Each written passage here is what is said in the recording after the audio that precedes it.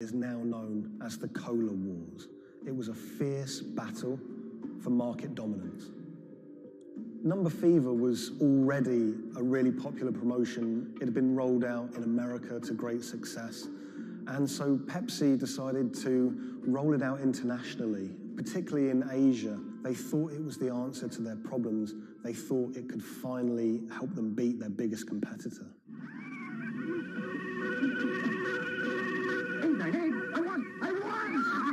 Look for the winning number in sari stores every day, also on TV, radio, newspapers.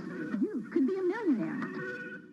$1 million pesos, or $68,000, doesn't sound like a lot now, but in 1992, that was a phenomenal amount of money.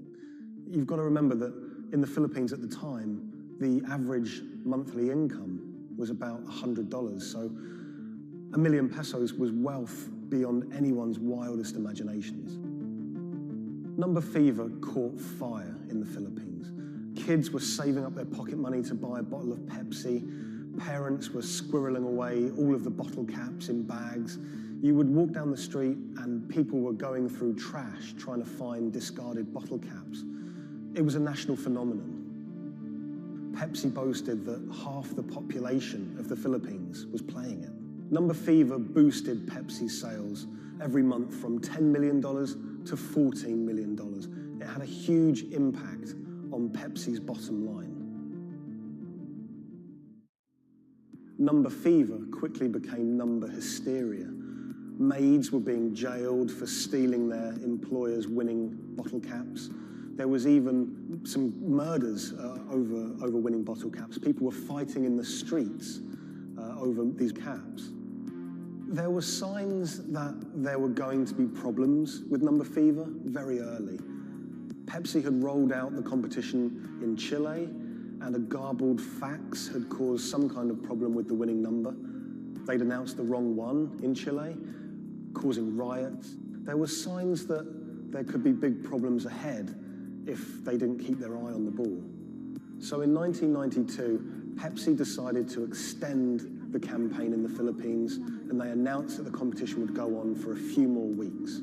One night, on the television news, they announced the latest winning number, 349. The problem was, 349 had already been allocated as a non-winning number in earlier campaigns. So there were literally hundreds of thousands of bottle caps with 349 just floating around the Philippines.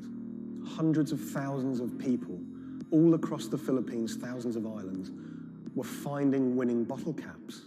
349, 349. Some people had 10 lucky 349 bottle caps. People were dancing in the streets, celebrating. They thought their problems were over. They were millionaires. It's still not certain exactly how many winners there were of lucky 349 bottle caps, but we know that Pepsi printed over 600,000 of them. Pepsi realized very early that there was a problem. Hundreds of people started arriving at their bottling plants with their lucky bottle caps. They realized something was seriously wrong. Pepsi tried to solve the problem by offering a small token donation to anyone that brought a lucky bottle cap to their bottling plant. But it wasn't enough. People didn't want just a handful of pesos. People wanted their $1 million peso prize. Within a year, violent protests and riots outside Pepsi factories would leave dozens injured and 5 people dead.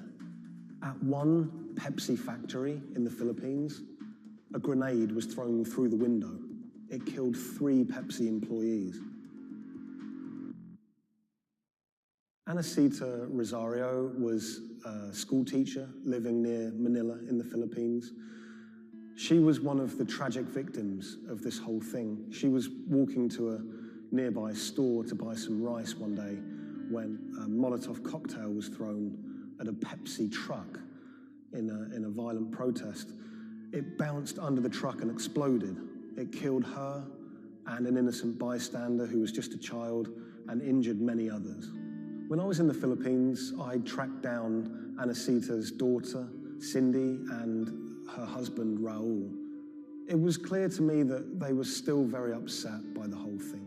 You know, a family had been ripped apart by this competition. And Raul told me that he'd never remarried.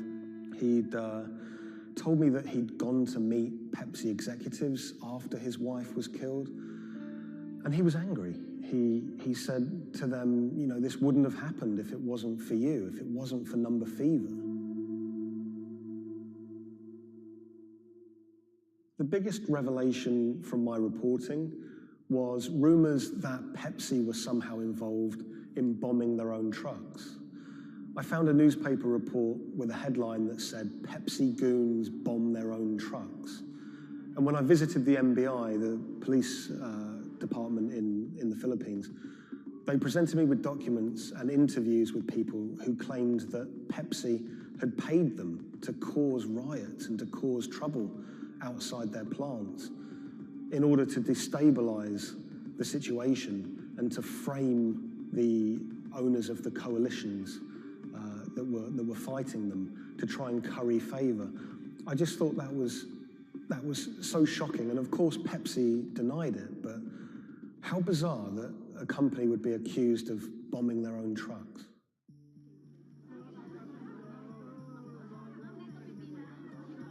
The contest had sparked so much anger in the Philippines because it landed at just this really weird time in the Philippines' history.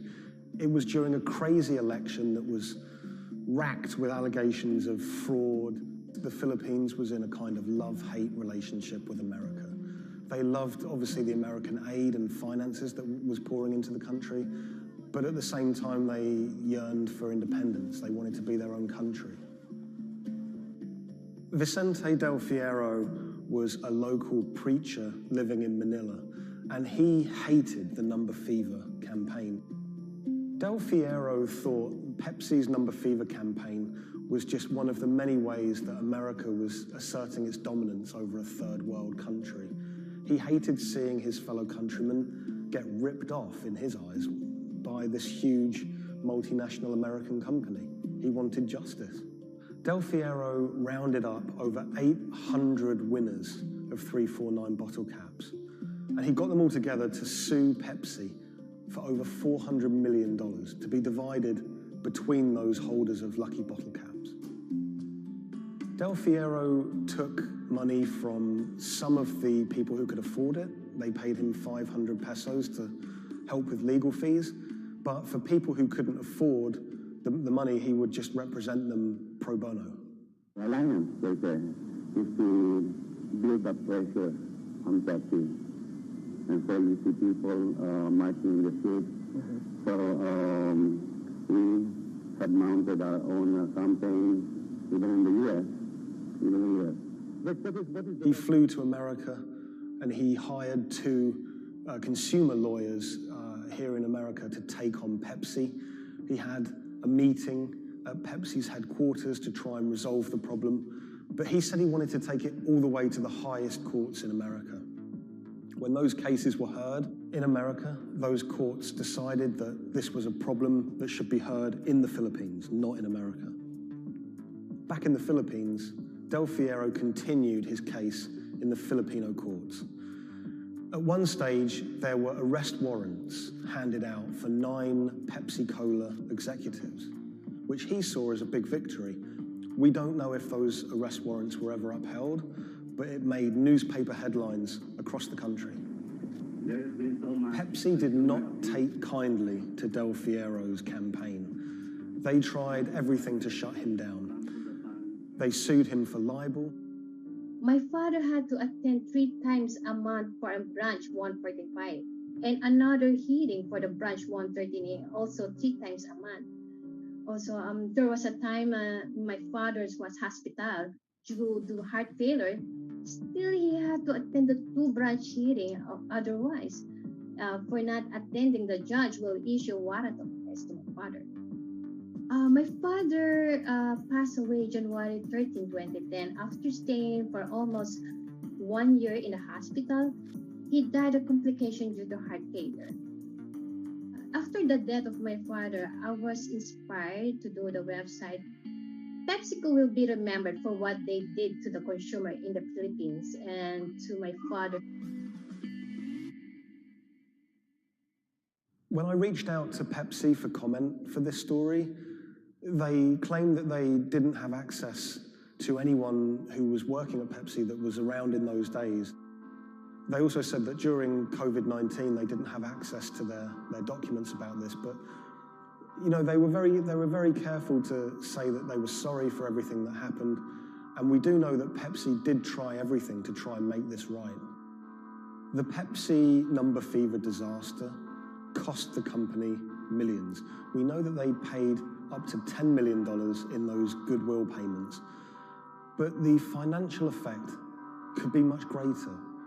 After the disaster, we know that Pepsi sales dipped. They were overtaken by Coca-Cola again. Pepsi's number fever disaster changed the legacy of that soft drink in the Philippines forever. Some people of a certain age won't touch it. For many people, Pepsi is a taboo word. A lot of the people that I spoke to were still quite traumatized by their experience, by that experience of winning $1 million pesos, losing it, and then returning to their normal life in poverty in Manila.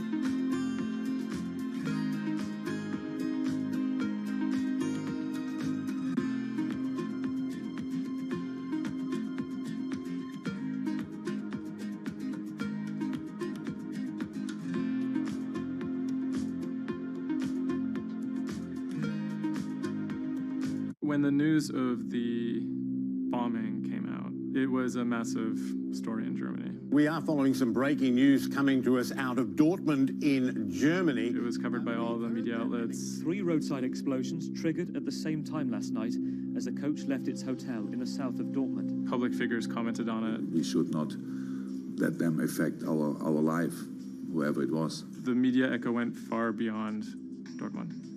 I think it was front page news in every single big paper around Europe.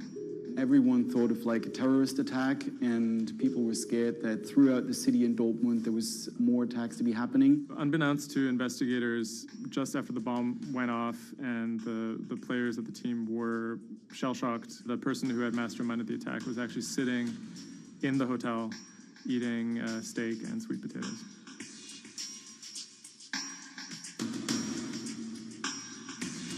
My name is Thomas Rogers. I'm the journalist who wrote the article, The Get-Rich-Quick Scheme That Nearly Killed a German Soccer Team.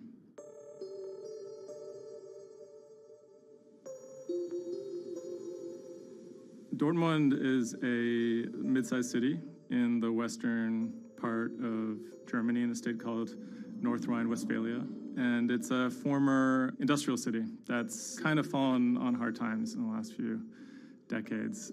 It was severely bombed in the war, so the center of the city is quite stark. Some of the few high points include its soccer team. My name is Ike Henning. I'm a reporter with Bloomberg News, and I'm a great fan of Borussia Dortmund. Dortmund fans are super loyal. On all match days, the entire city is in black and yellow. It's like a religion. I think more than most German cities, soccer does play a very large role in the identity of Dortmund. In October of 2000, the BVB became the first team in the Bundesliga to actually go public. Salaries for soccer players in the Bundesliga have gone up very dramatically. With such high prices, they thought that by going public, they would be able to compete better with big teams like Bayern Munich. Unfortunately, that didn't go too well. Dortmund bought too many expensive players, high wages, and the club almost went bust in 2005. The price of their shares, it has sometimes gone up, but mostly gone down since they made that decision. So on April 11th, 2017, the team was staying in a hotel on the outskirts of Dortmund. Match days are always special in Dortmund. Everyone is looking forward to it. The team always meets in the same hotel ahead of matches. They stayed in this hotel in order to have a kind of neutral space before games so that they could concentrate, be sort of isolated from distractions, things like that. Everyone was pretty optimistic they had a chance to go really far, maybe into the finals. I was in the office and getting ready for match day. I was going to meet with a friend, a fellow Dortmund supporter, in a pub. As always, the fans are very excited about matches. On that day, they were heading to play in the quarterfinal against AS Monaco at Signal Iduna Stadium, which is in the center of Dortmund. Shortly before 7 p.m., the players of the team boarded their official team bus.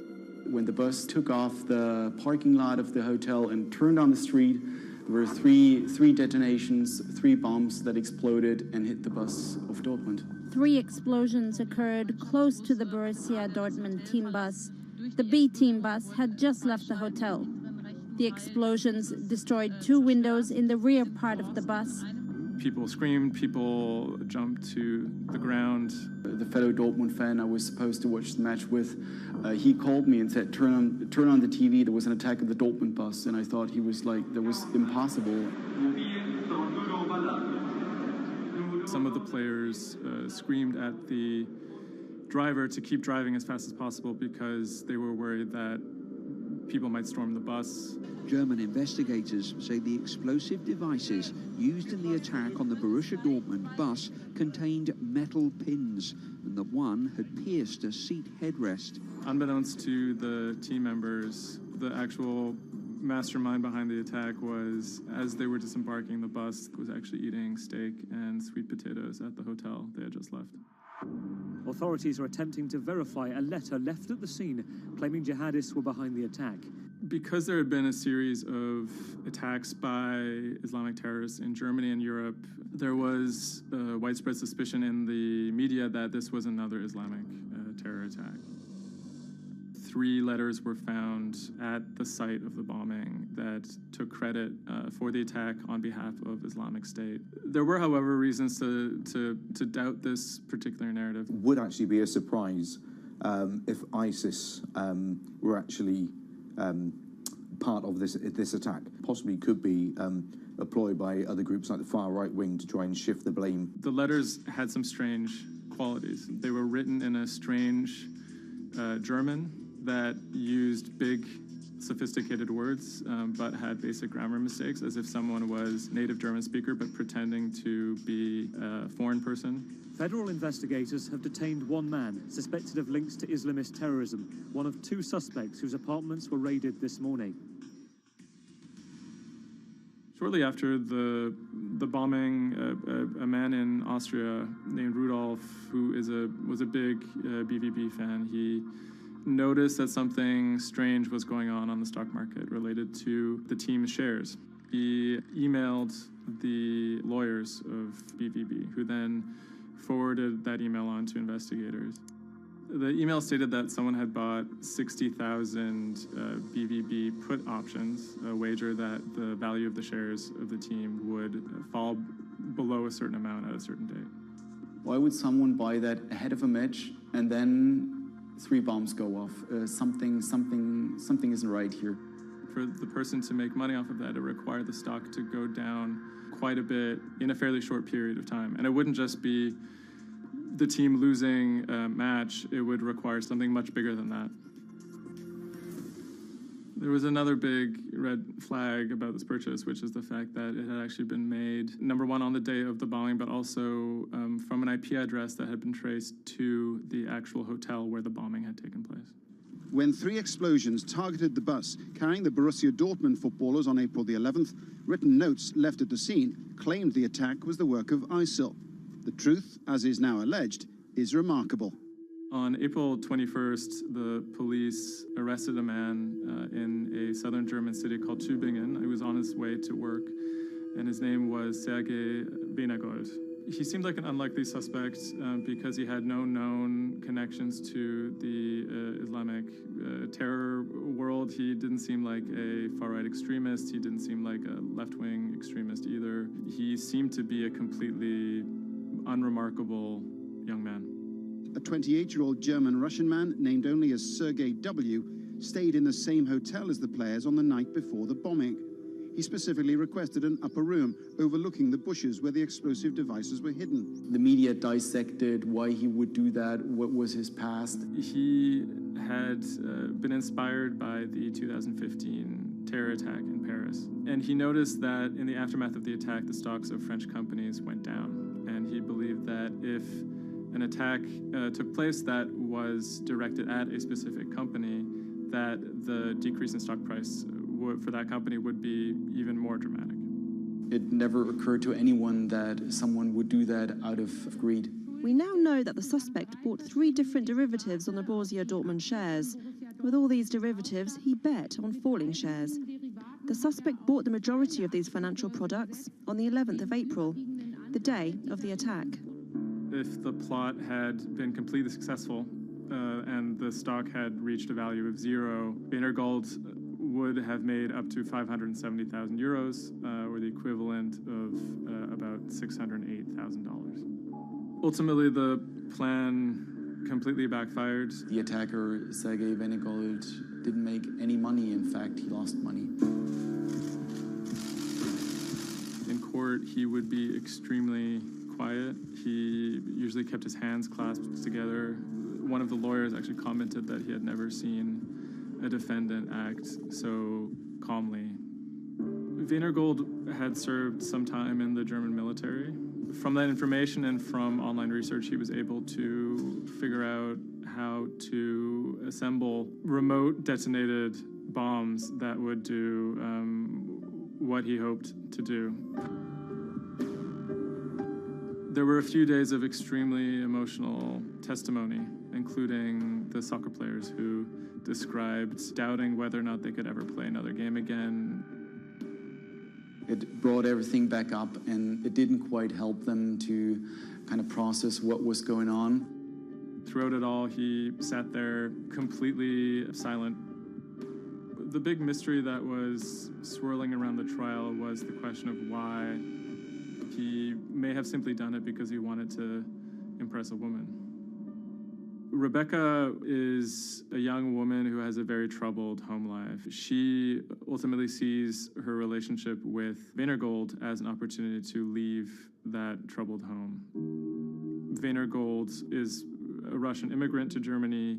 He speaks with an accent. He has anxiety in large groups of Germans. She begins to resent the fact that he has these fears and feels a little bit trapped. Rebecca attempts to dump him on multiple occasions, and he threatens to commit suicide if she leaves him. Venergold apparently told Rebecca that she would soon be seeing a surprise. After being dumped via text message, he apparently began planning for this attack in earnest. Venergold was charged with 28 counts of attempted murder, which carried a maximum sentence in Germany of life in prison. He claimed that he had nothing to do with the attack, but as time went on, he admitted that he had actually been the person who had built the explosives and had set them off. But he claimed that he didn't want to actually kill anybody. Ultimately, Venergold didn't receive the harshest possible sentence. He was given 14 years in prison, but it's still a considerable amount in jail in Germany.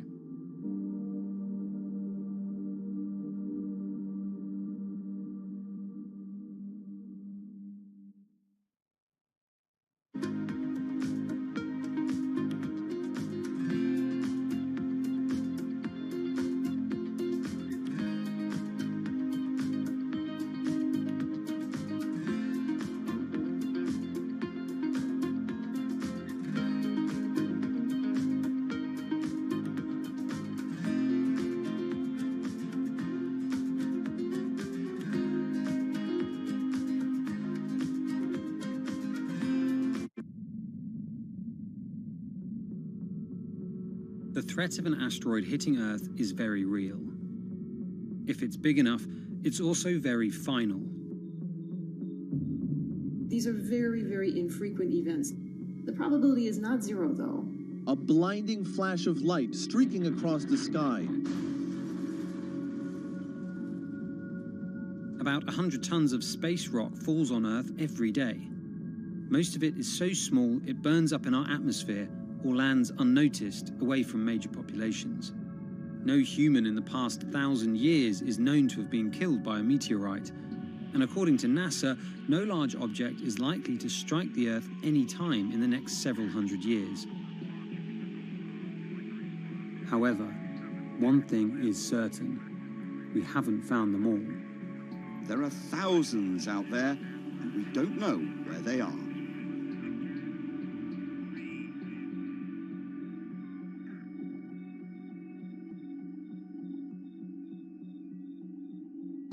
There are a lot of asteroids in our solar system. They number in the billions. Scientists all over the world are working toward detecting and deflecting the most catastrophic of natural disasters. The race is on to find as many of these objects as we can. We have a way of calculating whether or not an asteroid is potentially dangerous or not. I mean, I think it's something worth investing in. It's our existence at stake, right?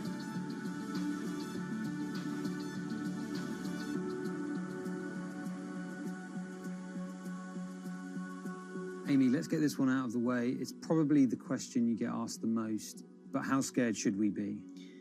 Asteroids and comets are a natural hazard that's out there like a lot of other natural hazards.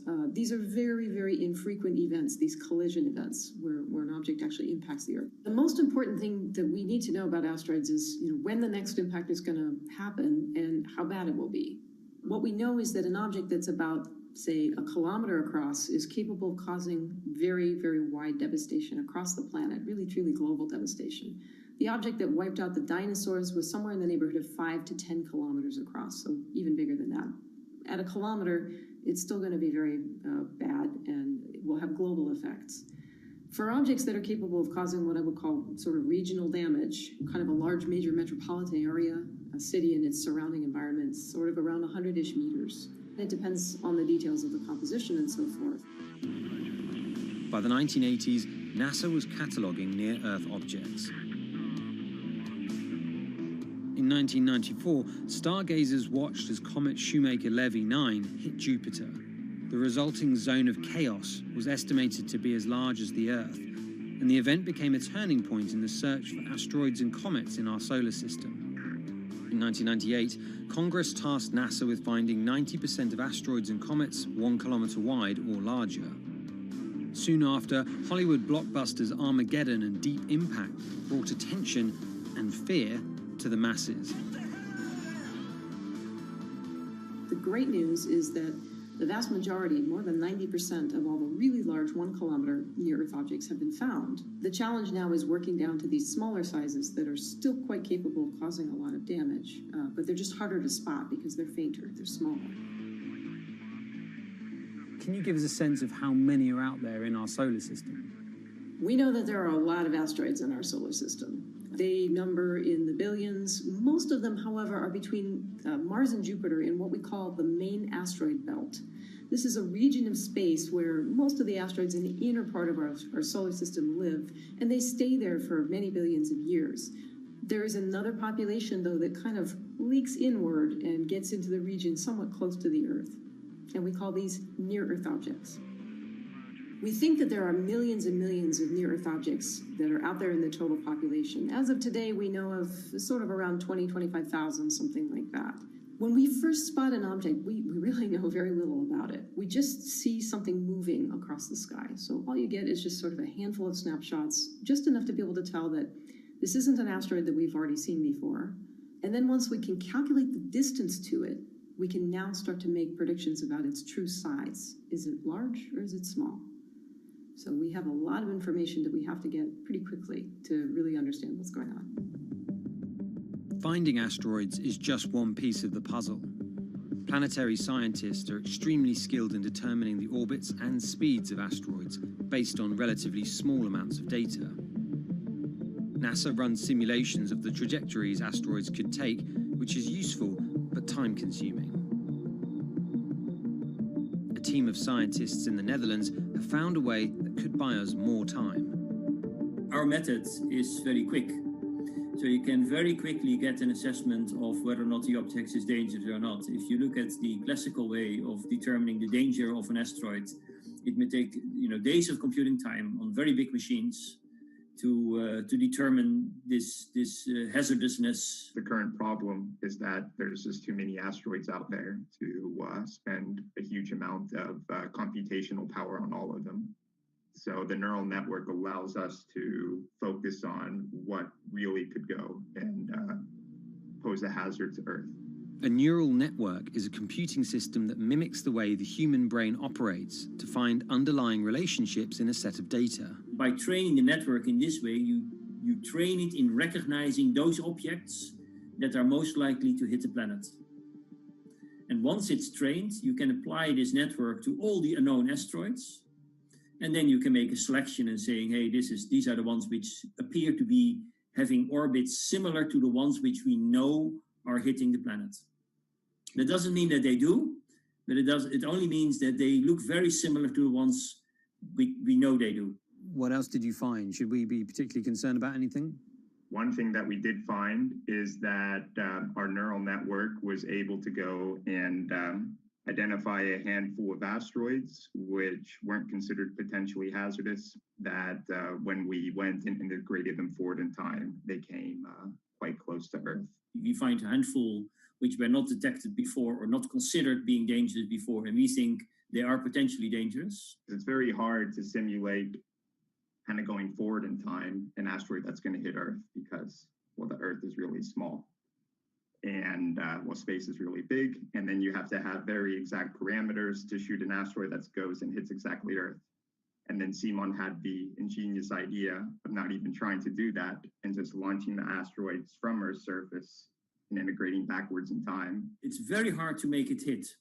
So you need a lot of calculations which all end up in nothing. And the idea was then like, well, let's not do that. This is basically what NASA is doing. NASA is taking an asteroid, making multiple copies of them, shooting them all forwards in time, calculating their orbits, and then see what fraction sort of gets close to Earth. Not even hitting Earth, but getting close to Earth. And that they call it a potential impactor. So you calculate the solar system forwards in time for, let's say, 1,000 years. And then you launch asteroids from the surface as if you go forwards in time, would fall on the surface. You calculate them backwards to today, and then you get your orbital parameters of today's asteroids, which you know will land on the planet. And those you can use as known impactors and compare with all the other asteroids in the solar system. Can simulations and AI, can those things fill in the gaps where perhaps telescopes and other imaging tools can't? Absolutely. Since the observations get more complex, the physics gets more complex. And if the physics get more complex, the mathematics becomes more complex. And at some point, you can't solve your problems analytically anymore.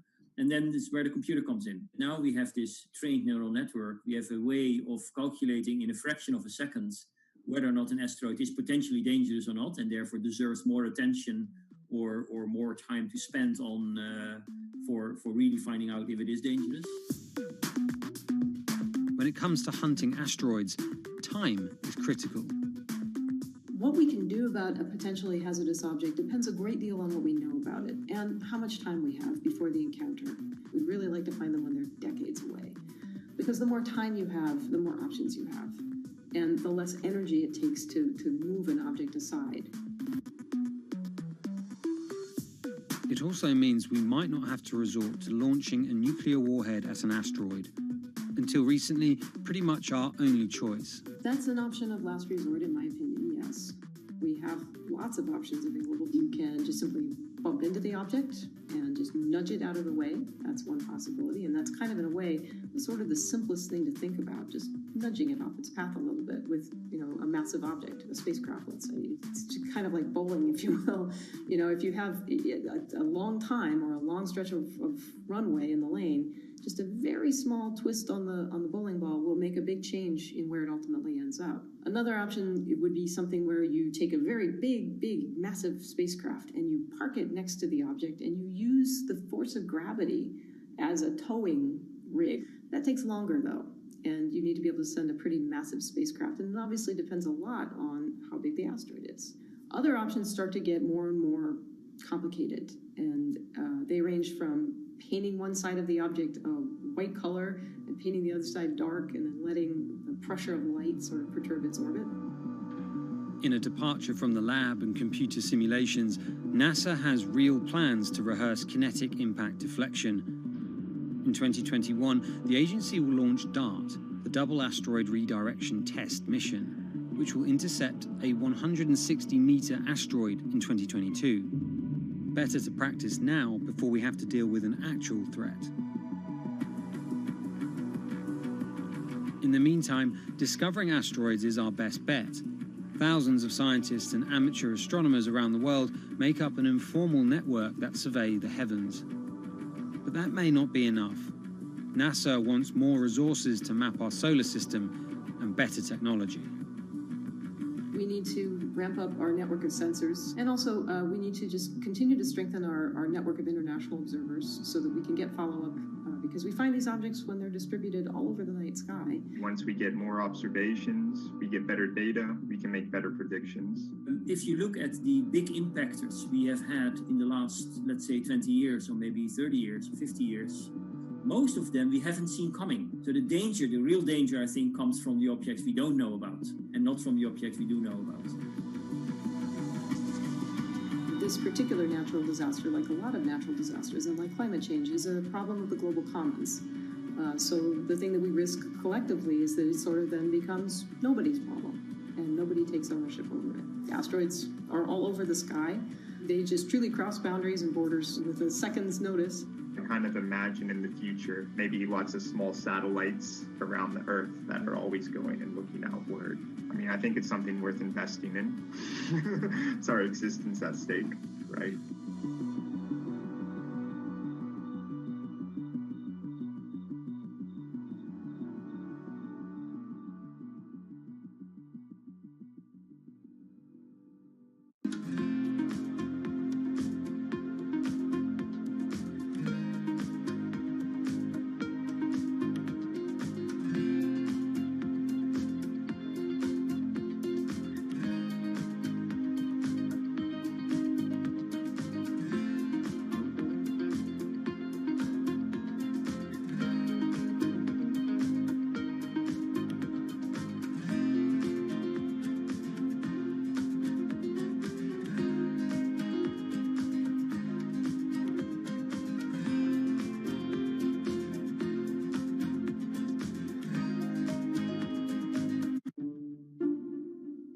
The pandemic has affected everyone in different ways. Some pass the time by baking. Homemade sourdough bread. Do I need to say more? Some chose to binge watch Netflix. It's your game. Or maybe you started a garden oasis in your backyard. Next, I'm going to put my lettuces in. But for millions of others, I'm going to be posting stocks that will boom. They wanted to uproot the financial industry. Let's just lock it on up and take $15,000. Here's a stock that can change your life. I see a stock going up and I buy it, and I just watch it until it stops going up, and then I sell it. I have gained over $3 million. I want some free money. I don't think you can overstate the online communities or social media's influence on financial markets. A large group of inexperienced investors who discuss their plans on social media platform Reddit have shaken up the stock market in a big way. The stock that everybody's talking about right now is GameStop. Video game retailer GameStop is set to continue their head-spinning ascent today. The revolutionaries on Reddit are spanking Wall Street's ass. The more these stocks go up, the more the big guys are getting creamed and losing billions of dollars. This isn't a wealthy person's game anymore. Anyone can play it. I took up a little bit of a new hobby, and I am interested in day trading. As an investor nowadays, you don't have to look a specific way. You don't have to wear specific clothes. You don't have to be doing it from a trading floor on Wall Street in like a high-rise building in downtown Manhattan. The narrative of what's driving the markets is no longer being held in secret offices in New York and Boston of privileged people talking to other privileged people. It's right out in the open. It's on Twitter, it's on Reddit. From brokerage apps to Discord channels and subreddits to TikTok finfluencers, one of the last holdouts in the world of disruption, finance is next in line.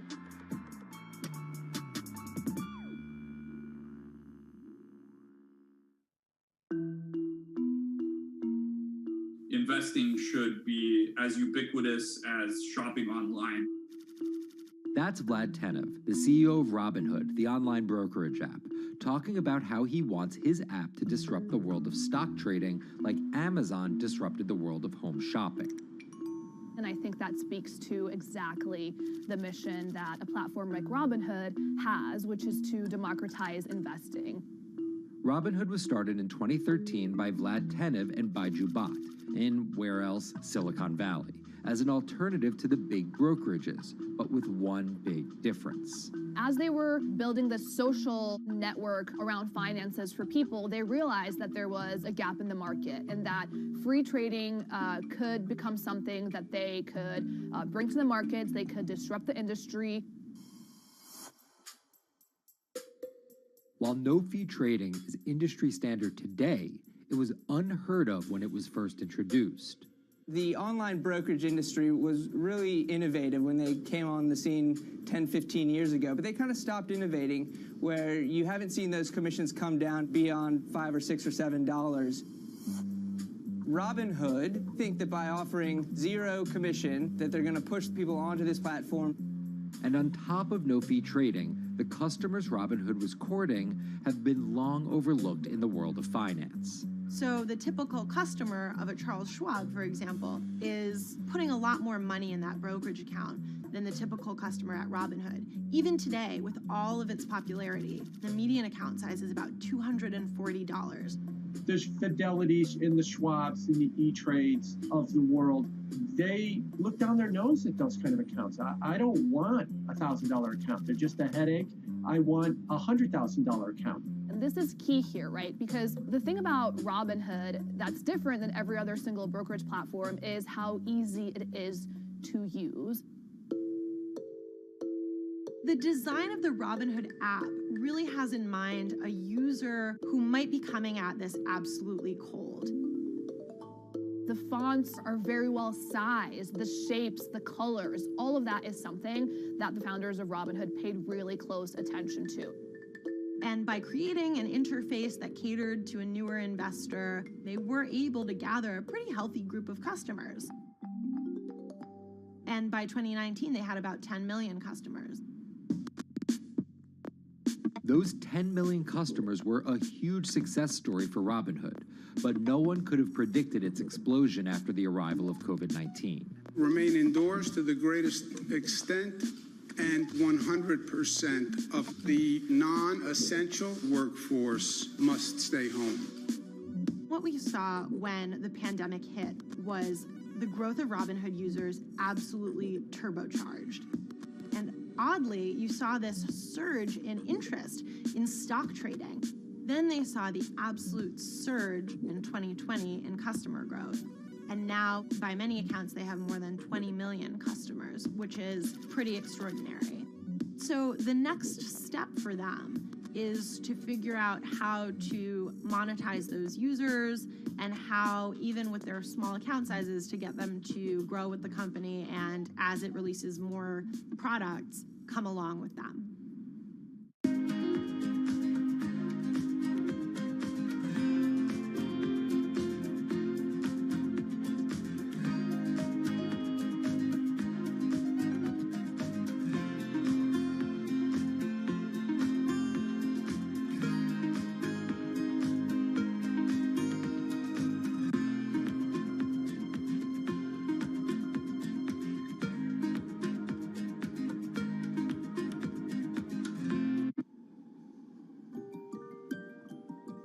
Robinhood would become one of the COVID economy's breakout successes.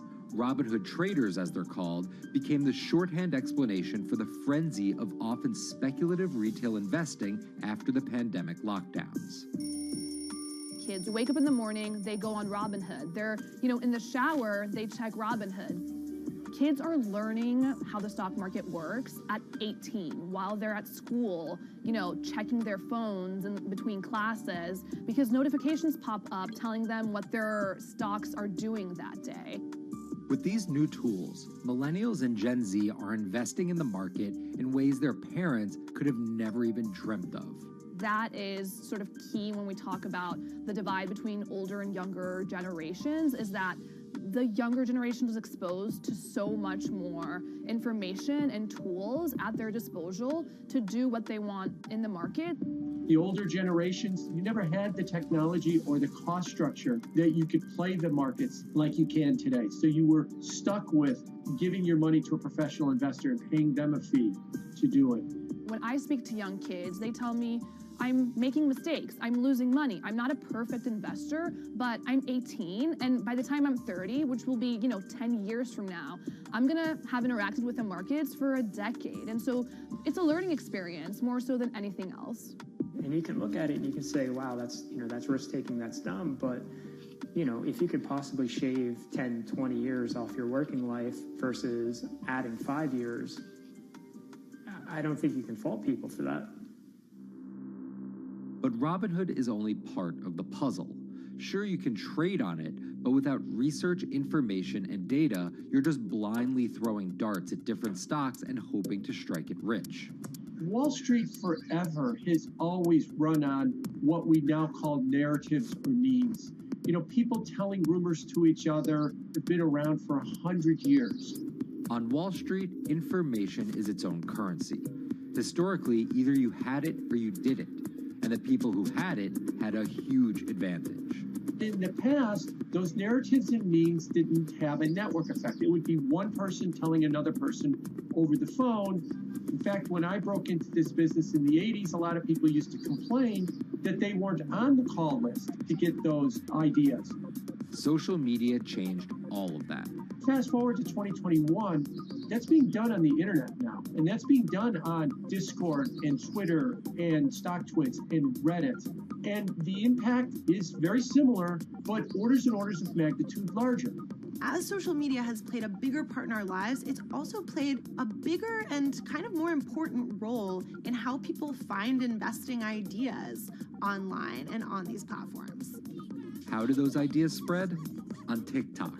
Yes, that TikTok. Soon may the weatherman come to bring us sugar and tea and rum. People aren't just going to it for sea shanty videos. The personal finance hashtag on TikTok has garnered 3.5 billion views from its 1 billion monthly active users. By comparison, videos found under the cooking and health tips hashtag have 2.6 and 2.1 billion views respectively. The trajectory of Robinhood and TikTok were literally on par. What happened in the stock market this week? So the word of the week is expectations. Absolutely essential that you guys understand the risks of shorting. And Kayla Kilbride and Kyla Scanlon are two of those financial influencer TikTokers, also known as finfluencers. I think people still care about fashion, they care about culture, but it's also like there's this big behemoth thing called the stock market that we really don't know a whole lot about, and it's gatekept behind the industry. And so people want to unpack that. And so my audience is, a lot of them are younger investors who are looking to hone their skills. Tech and right up. Kyla and Kayla are two of the more, let's say, professional TikTok influencers. The Tesla ARK Bitcoin Biotech Risk Cluster. I've been trading since high school, and it was a really interesting way for me to fill out my decision-making frameworks and to think about thinking. And I think that the more that we can have people thinking about finance, the better that we're going to progress as a society. I think it's a huge gap in our educational system. If you're going to buy an option for a stock you think is going to go up, it's a call. So think of it like this. I made the options video where I was like, options are just like shopping. Rumor has it that this pallet's about to go up in price. So if I come in tomorrow, can I still buy it at said price? And a ton of women just attacked that video and were like, you explain things so much better than my boyfriend or my professor, or I could sit and listen to you all day. And I was like, this is what I was looking for. But TikTok's algorithm does not reward calm and measured videos about responsible investing. It rewards this. Watch this video for 30 seconds and you'll be rich for the rest of your life. I try not to say the A word, the ALGO word, because TikTok listens to us. The algorithm does impact how you feel. You do notice which videos do better versus which videos do worse. How do you catch someone's attention in less than 60 seconds? And how do you make it something that they're like, I need this in my life? Nearly impossible to do that in 60 seconds. But the people who perfect it are the people that you're going to watch and going to stick around. And where people are sticking around? Reddit, and its nearly countless subreddits about finance. And by far the biggest one of those is Wall Street Bets. There's a lot of social media platforms out there, but Reddit is like the social media platform for finance. Places like Wall Street Bets is where it all goes down. Started in January 2012, it wasn't long before Wall Street Bets adopted a 4chan-like etiquette, leading to their tagline, like 4chan found a Bloomberg terminal. We had all these unexplained stock moves, and we would be grasping for why stock XYZ jumped 20% in a day. And you would look at Wall Street Bets, and you would see people there talking about buying options in that stock, and it sort of, squared the circle, so to speak, and started making sense. And it was at that point that it was like, wow, we have to start paying attention to this. Some people on the platform really spend tons of time, and others are just looking for entertainment and to have a little bit of fun, effectively gambling or looking for an outlet, trying to make a little bit of money.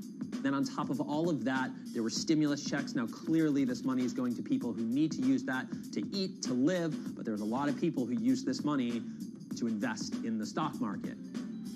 And it's not just stock tips. People quote-unquote YOLO their entire life savings or stimulus checks on a single stock. They post what is called gain and loss porn, screen-grabbing staggering hits and misses on stocks for the entire community to see. I'm about to lose everything. And while some of the people on Wall Street Bets are novice investors, the community contains multitudes. In one respect, what it did show us among these network groups is they are very sophisticated. They're not a bunch of ignorant people talking to other ignorant people. And this is where the pieces of the puzzle all come together to wreak havoc on Wall Street for a solid week in early 2021.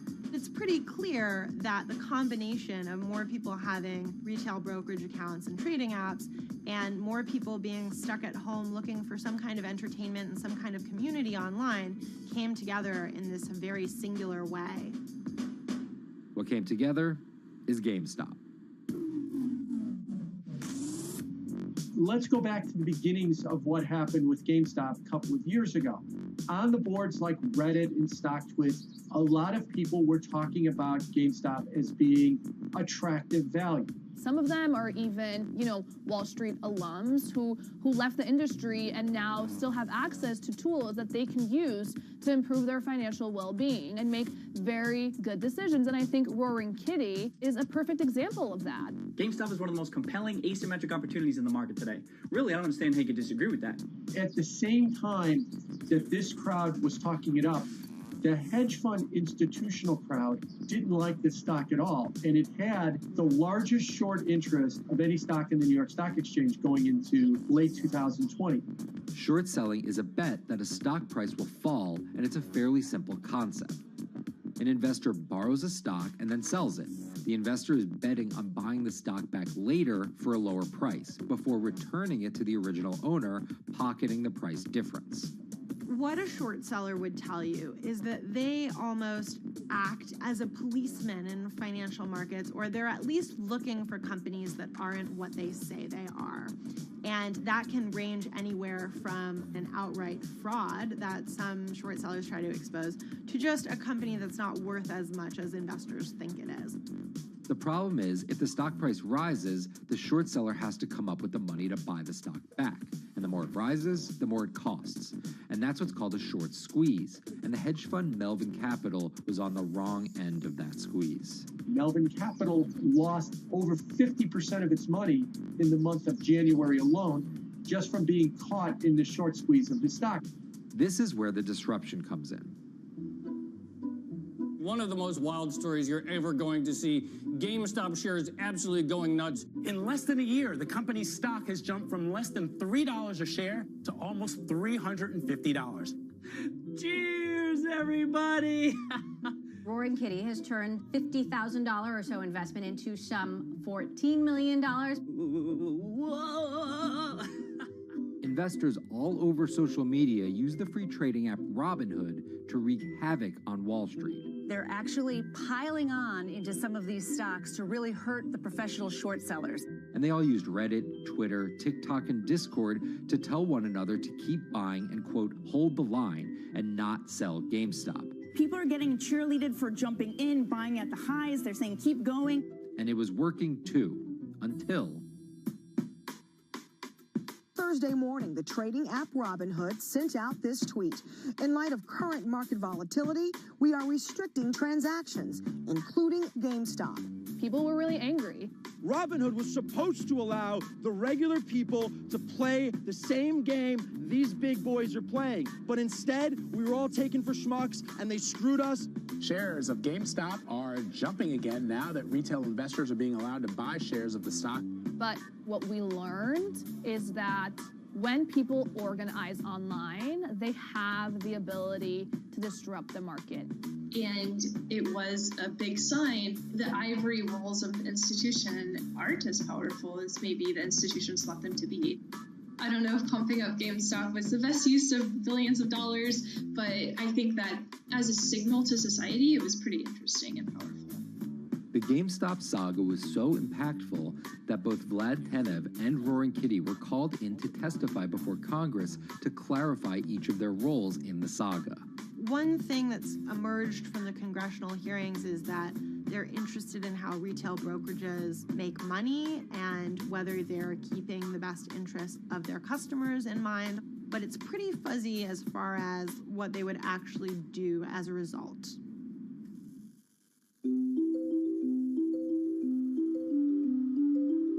While the frenzy around GameStop eventually subsided, it didn't take long for retail investors to find other areas to invest their money.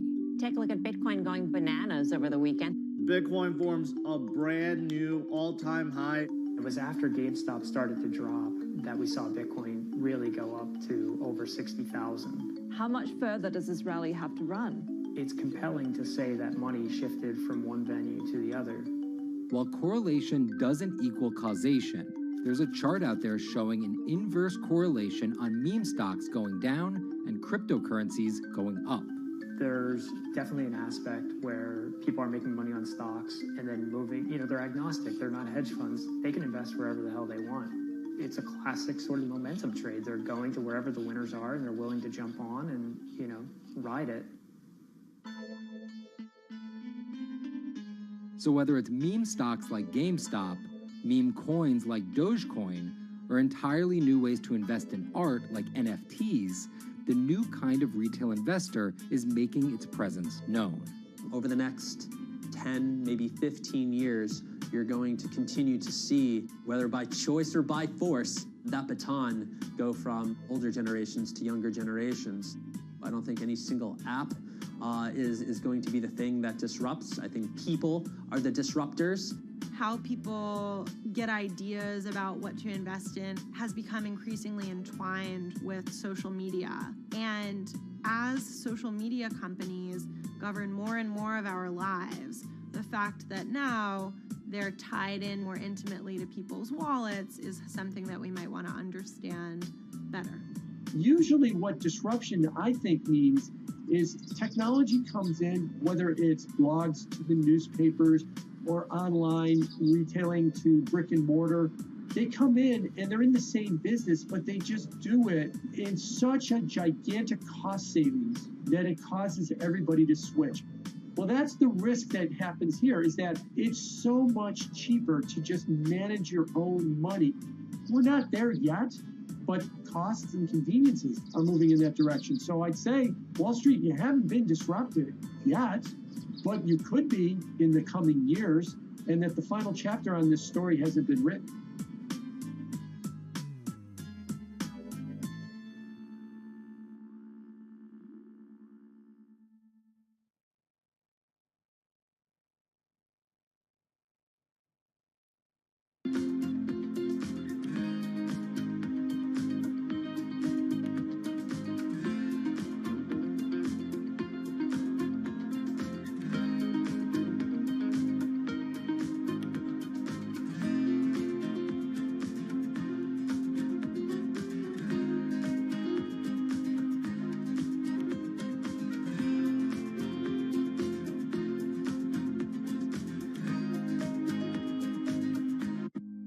Bloomberg's own David Nicholson.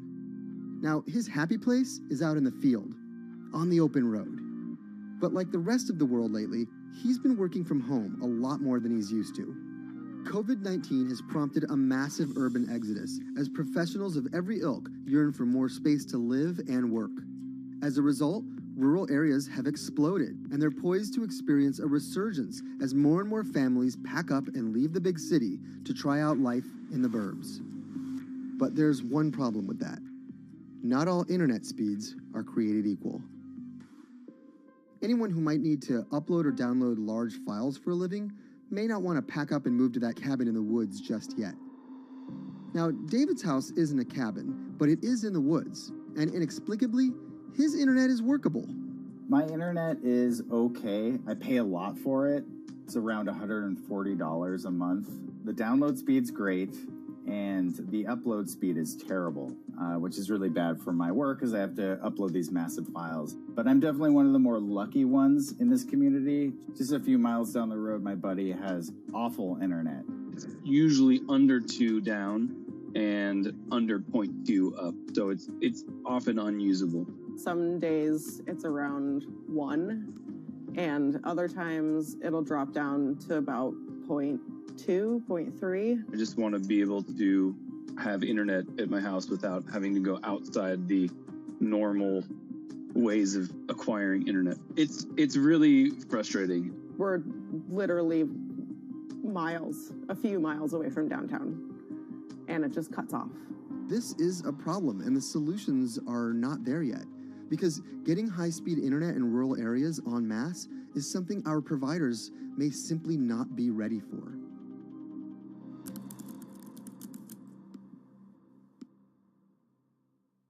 If your internet service doesn't have fast download and upload speeds, then you don't have high-speed harmony. You have. Americans on average pay about $70 a month for internet at home. But in rural areas, it could cost a lot more for a lot less service. So the pricing for a fixed wireless provider here can be something between $80 and $150 for about 25 megabits per second. However, gigabit service, which is 1,000 megabits per second and symmetrical, is running at about $119 a month or $130 a month. That's John Paul. He co-owns Spiral Fiber, an internet service provider here in Nevada County, California. And for the past 10 years, he's been trying to bring an affordable fiber optic network to town. It all started when he applied to be part of the pilot program for Google's fiber service. Across the country, civic boosters have been going to extremes, chanting, singing, and marching, trying to get the search engine giant to look at their town. The internet these days is crucial to be in the world, to be a part of the world, and to be connected to your community. Google ultimately went with Kansas City, Missouri, which left Paul on a mission to get funding to lay out fiber optic networks for gigabit service. Over the next several years, he would attend conferences and pitch venture capitalists and apply for grants to make his vision come to life.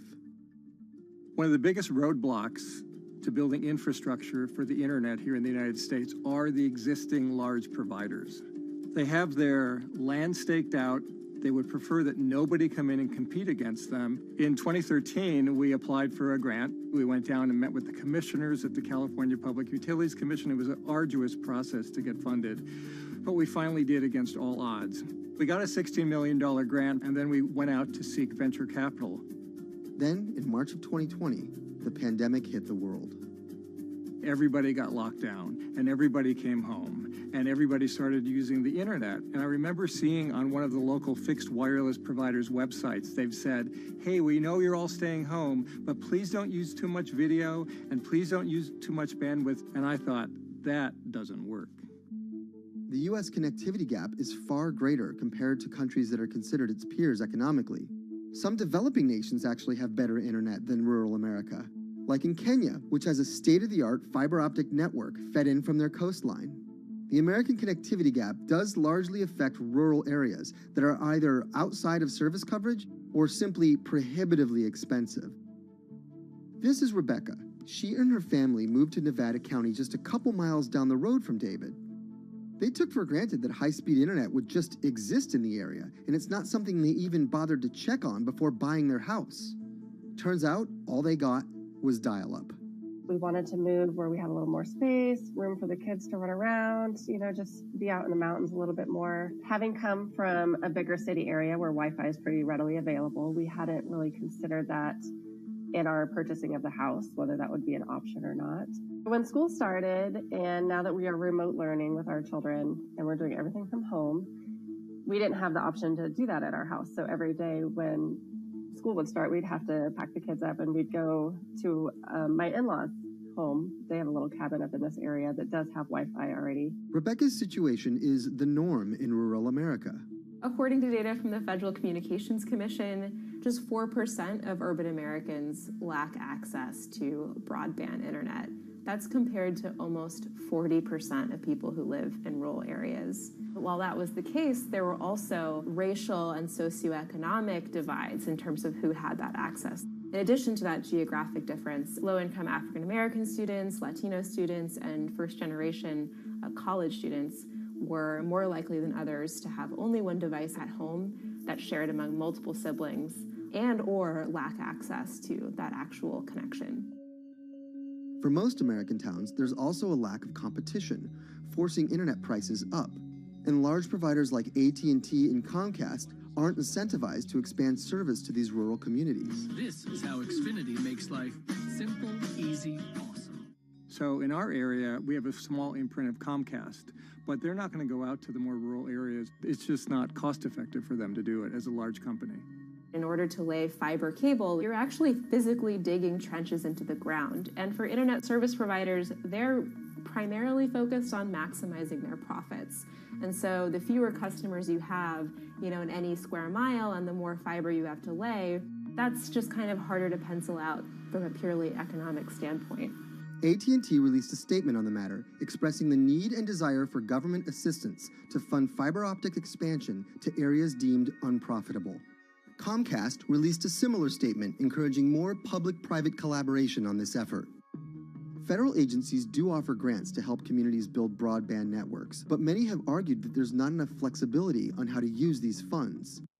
The COVID-19 relief package passed by Congress in March and signed by President Donald Trump awarded $43.3 million to 51 projects on the East Coast alone. But it also stipulated that these projects needed to be up and running by December 30th. For contractors who plan projects months and years in advance, it's a scramble to rearrange their schedules to meet that deadline. So what we've been asking the federal government to consider is at least have, as long as the projects are getting started, knowing the projects are being put into place to expand both remote learning, working from home, and opportunities like that that are truly driven from COVID. We're moving as fast as we can regardless, but hopefully they'll give us some more time. Talking to John Paul, it's clear that he believes broadband is something that can transform a community and should be considered a public good. One of the first communities to come on in the United States with full-on gigabit service was Chattanooga, Tennessee. Now, they're a bigger city, but they're a city that was economically in a downturn.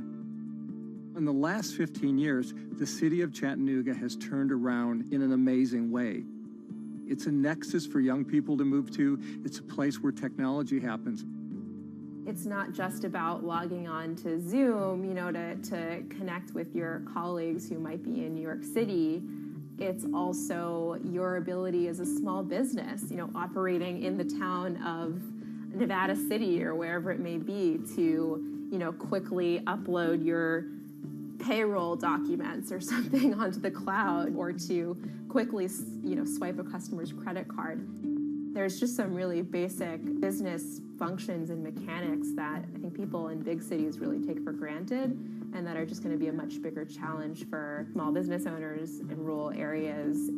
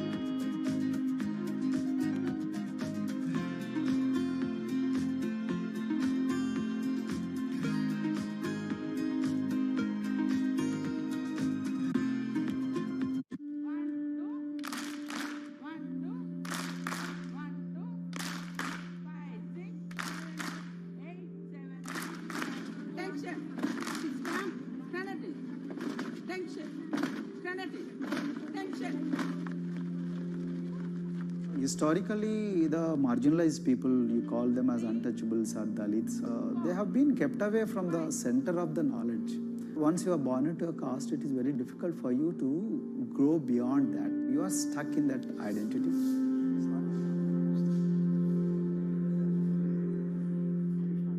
Education is the best way of liberating them. So that's how I chose to work in education sector. The kind of education that we are giving to the marginalized people is going to change not just the fate of these communities in Telangana, but it is going to be the source of inspiration, source of hope for all the marginalized in this country.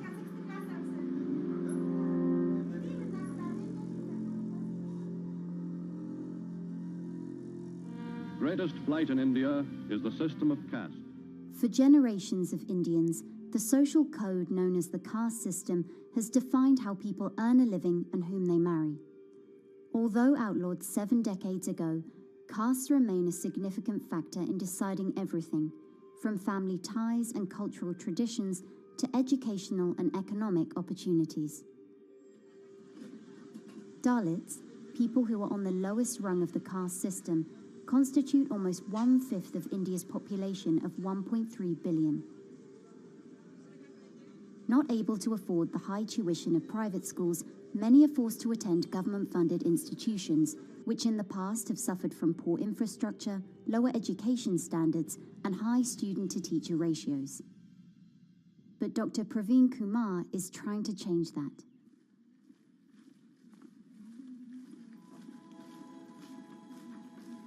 I am currently working as head of Telangana Social Welfare Residential Schools.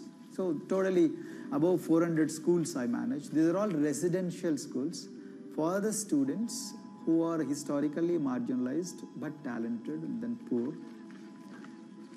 My friend also Of them, 60% are girls and then 40% are boys, because girls are more marginalized among the marginalized. Their voices are always suppressed. My approach to improve the conditions in the schools has been put your eyes and ears on the ground always. Talk to the parents, talk to the teachers, talk to the students, stay in the schools and then understand their problems, their challenges, both in classrooms and then the corridors and the dorms. Then go to the dining halls and see what kind of food they are eating, and then go to their homes and then what kind of food they are getting and what kind of challenges the parents have. One of the important changes that I brought in after I took over was to complete the transformation of mother tongue to English medium, because English medium, as I said, English is the language of emancipation. A language that connects you to the whole body of knowledge in the world. So we had to train a lot of teachers. Refer to the dictionary also, okay, and find out the new meanings. As well as you're going to describe about. Hey, Richita, how are you? Hi, Sindhu. Fine, thank you. And how about you? I'm fine too. It's been a long time. Identity is extremely important. There is a scientific evidence to prove that your sense of identity is extremely crucial to your growth as a successful human being in your life. If you accept an identity which is very humiliating, which reminds you of very painful past, I think that identity will not help you to grow. I'm not saying that you should forget your past. I'm not saying that, but that should not be the bubble in which you must live always.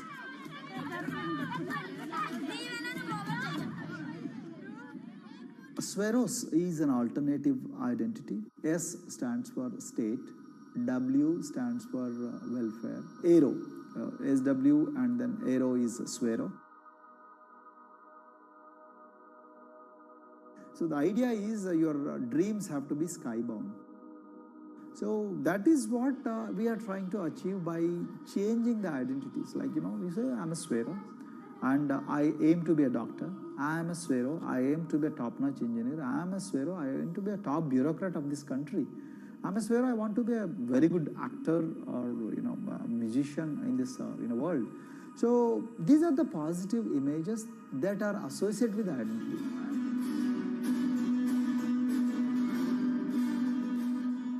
Just to give an example to you, in 2012, in our institution, we used to produce about 6 doctors per year. But because of our, this self-liberating ideology of spheroism, we have, this year, we have produced about 189 doctors. This is phenomenal for any poorest of the poor people. You know how difficult it is to get into a medical colleges in this country. So, but today, because of this ideology, the students have been able to achieve this, feat. Pujita has been a farm laborer, and her parents themselves are agricultural laborers. And then this girl used to sell vegetables, but thanks to the residential education institutions, she came to the Gaulidodi campus, and then she toiled very hard for 1 year, despite many problems. And today, I'm so happy to share with you that she has joined one of the prestigious medical colleges in the state of Telangana, Usmania Medical College, and then in future, she hopes to be a gynecologist. So this is the journey our children are hoping for. Similarly, the Mount Everest expedition. At Mount Everest expedition, we are very fortunate enough to place the youngest ever female in the history of this world on the peak of Mount Everest. How did this happen? It's all because of an ideology that helps you to liberate yourself.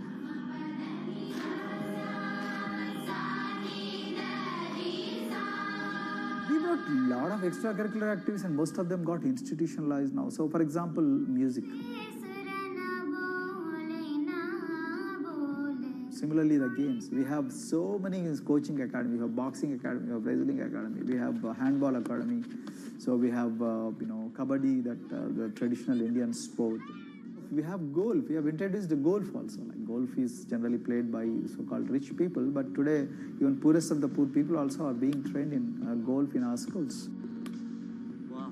So our intention has been to give all 360 degrees, type of opportunities to the students, so that whoever is interested in whatever activity, they can go and then do it. Break the barriers, break the fence, at least mentally, because poor people have been programmed to be victims, programmed to be subjugated, programmed to be on the margins, always, programmed to feel inferior. We wanted to change all that. There are certain games which are exclusive to rich people. There are certain languages which are exclusive to middle class and upper middle class in this country.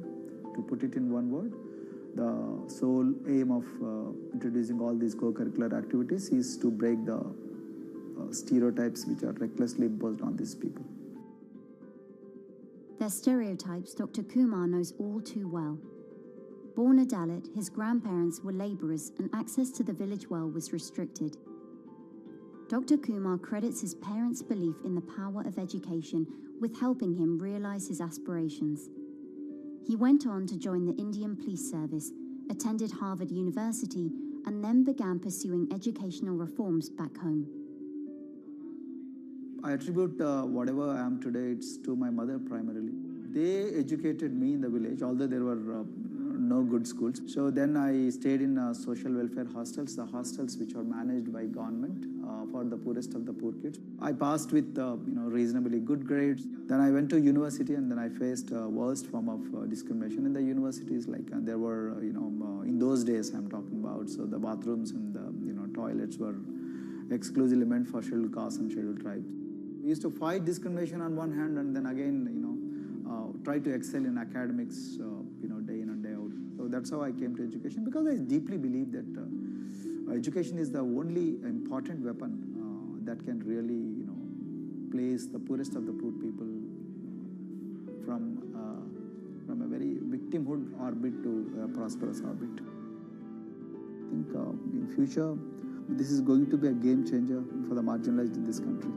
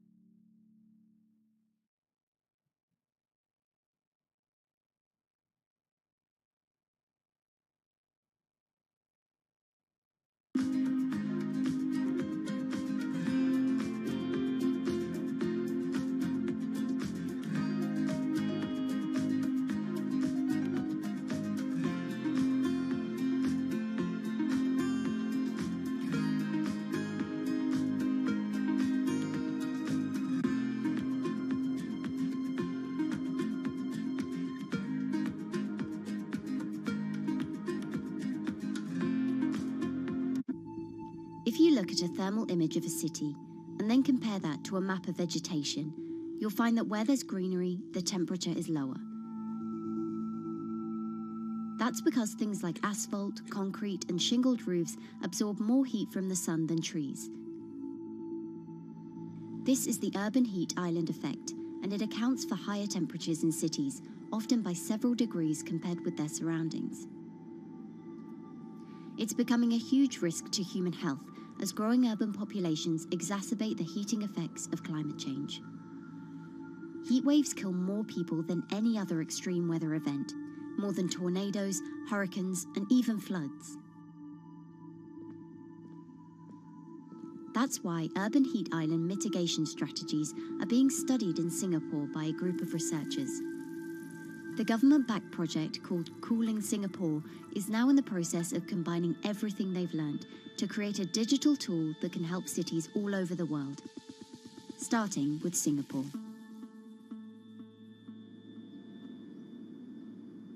In Singapore, close to the equator, temperatures regularly rise above 32 degrees Celsius or 90 degrees Fahrenheit. And the city structures only make it worse. And that is also the case for Singapore, which is basically a concrete jungle, more urbanized, more developed city. And even in Singapore, what you have is a situation whereby there's a temperature difference of 7 degrees Celsius between the more urbanized and the more rural areas. The government has taken drastic steps to keep temperatures down. This is Gardens by the Bay, an award-winning park, and inside this greenhouse is a pleasant 24 degrees. That's because the dome, along with 24 nearby towers full of thousands of people, is chilled by what's probably the world's largest underground district cooling system. It uses a large central plant that cools water and then pipes it into banks, residential towers, an exhibition centre, shopping malls, and the city's iconic Marina Bay Sands hotel and casino complex. So one of the biggest perks of using this system for the buildings is that they can save 40% in terms of electricity usage compared to your traditional air conditioners. And with Singapore relying on natural gas for most of its power, this new system means emission savings equivalent to removing 10,000 cars from the city's roads. That has big implications for the rest of the world. If things stay as they are, more than a third of the world's electricity could end up being used to cool buildings and vehicles by 2050. As the world gets hotter, gets warmer, there is a greater need for air conditioning and as well as refrigerators, for instance. And the more people are buying these household appliances, the more energy usage they use, and they release heat more, and that then exacerbates climate change. It's a vicious circle. And so since 2017, researchers at Cooling Singapore have been identifying design solutions that reduce our need for so much cool air in the first place. One thing many cities have in common, and that's the importance of vegetation. That's a very important measure to mitigate the urban heat because of the shading effect, of course, and the psychological effects of the vegetation, and also because of the possible evaporative cooling effect of the vegetation. Vegetation can be, of course, on the ground floor in form of trees and shrubs, and you can walk under them. This is the so-called canopy layer that the vegetation forms above us. But vegetation can also go up the facades of buildings, and it can go to the roof of the buildings. Luckily, Singapore has been striving for the garden city feel for quite some time. It was a vision initially introduced by then Prime Minister Lee Kuan Yew in 1967 to make life more pleasant for people. And today, Singapore is one of the world's greenest cities in terms of urban vegetation. Kampung Admiralty, a community centre that contains health facilities and social spaces, now provides more green space than the plot of land it was originally built on. It's topped by a roofscape of staggered terraces covered in local plants, which functions as a community park, and a village green in the centre that contains farm plots for residents to tend to. Park Royal on Pickering was designed as a hotel in a garden that doubled the green-growing potential of its site. There's now 15,000 metres of sky gardens, reflecting pools, waterfalls, planted terraces and green walls. And the government has big plans as well. Singapore actually has a plan to plant 1 million trees and add more green spaces over the next 10 years. It is actually a mix of wanting to reduce the urban heat island effect, but on the other hand is also to get the people to be more connected to nature. But it's not enough.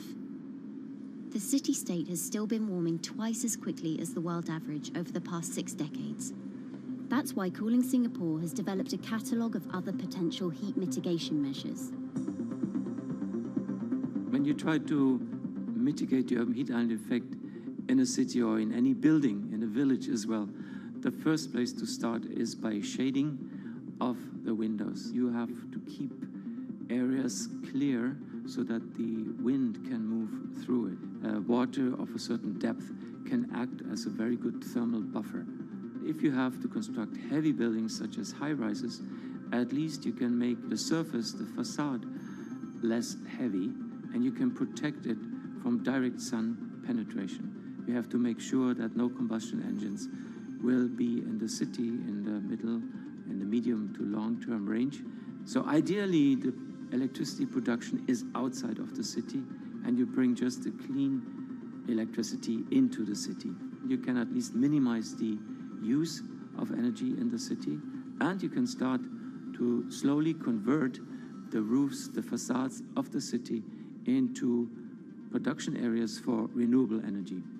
In Singapore, unfortunately, this is a limited option, but in the long run, it could produce up to 20-25% of the energy, of the electricity needed in Singapore if all the roofs and the areas in the buildings, on the facades would be used to do that. With so many different ideas, Cooling Singapore is also designing a virtual model of the city to test them out. It's called a Digital Urban Climate Twin, or DUCT, that will calculate how each element of the city's design will impact the urban heat island effect. That means we model not only the geometry of the buildings digitally, but also we model the transportation, the insulation, the temperature, the radiation coming from the sun, the weather, the local climate, the even very, very microclimate of the city, the water, the movement of people in the city. We can invent scenarios, we can design scenarios, test them before we actually build them, and if they test very well, and we are sure that they will function, then we can start to build them and put them into reality.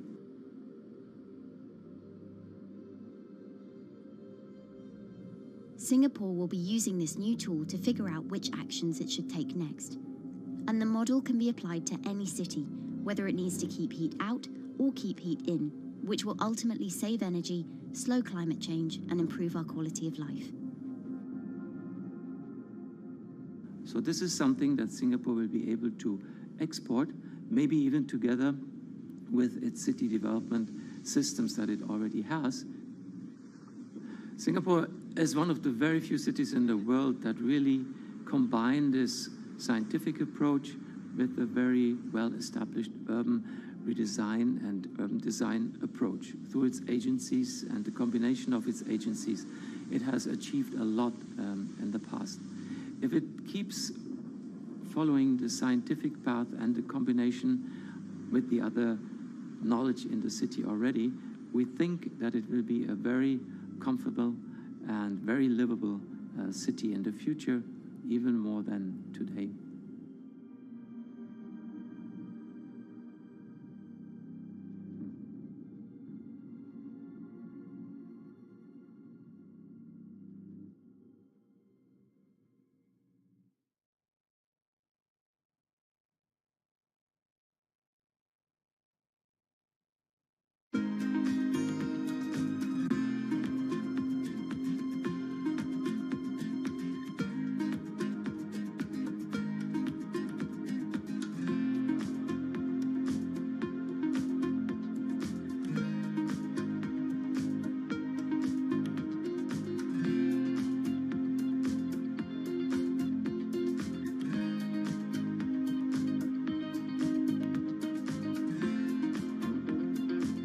Times are tough.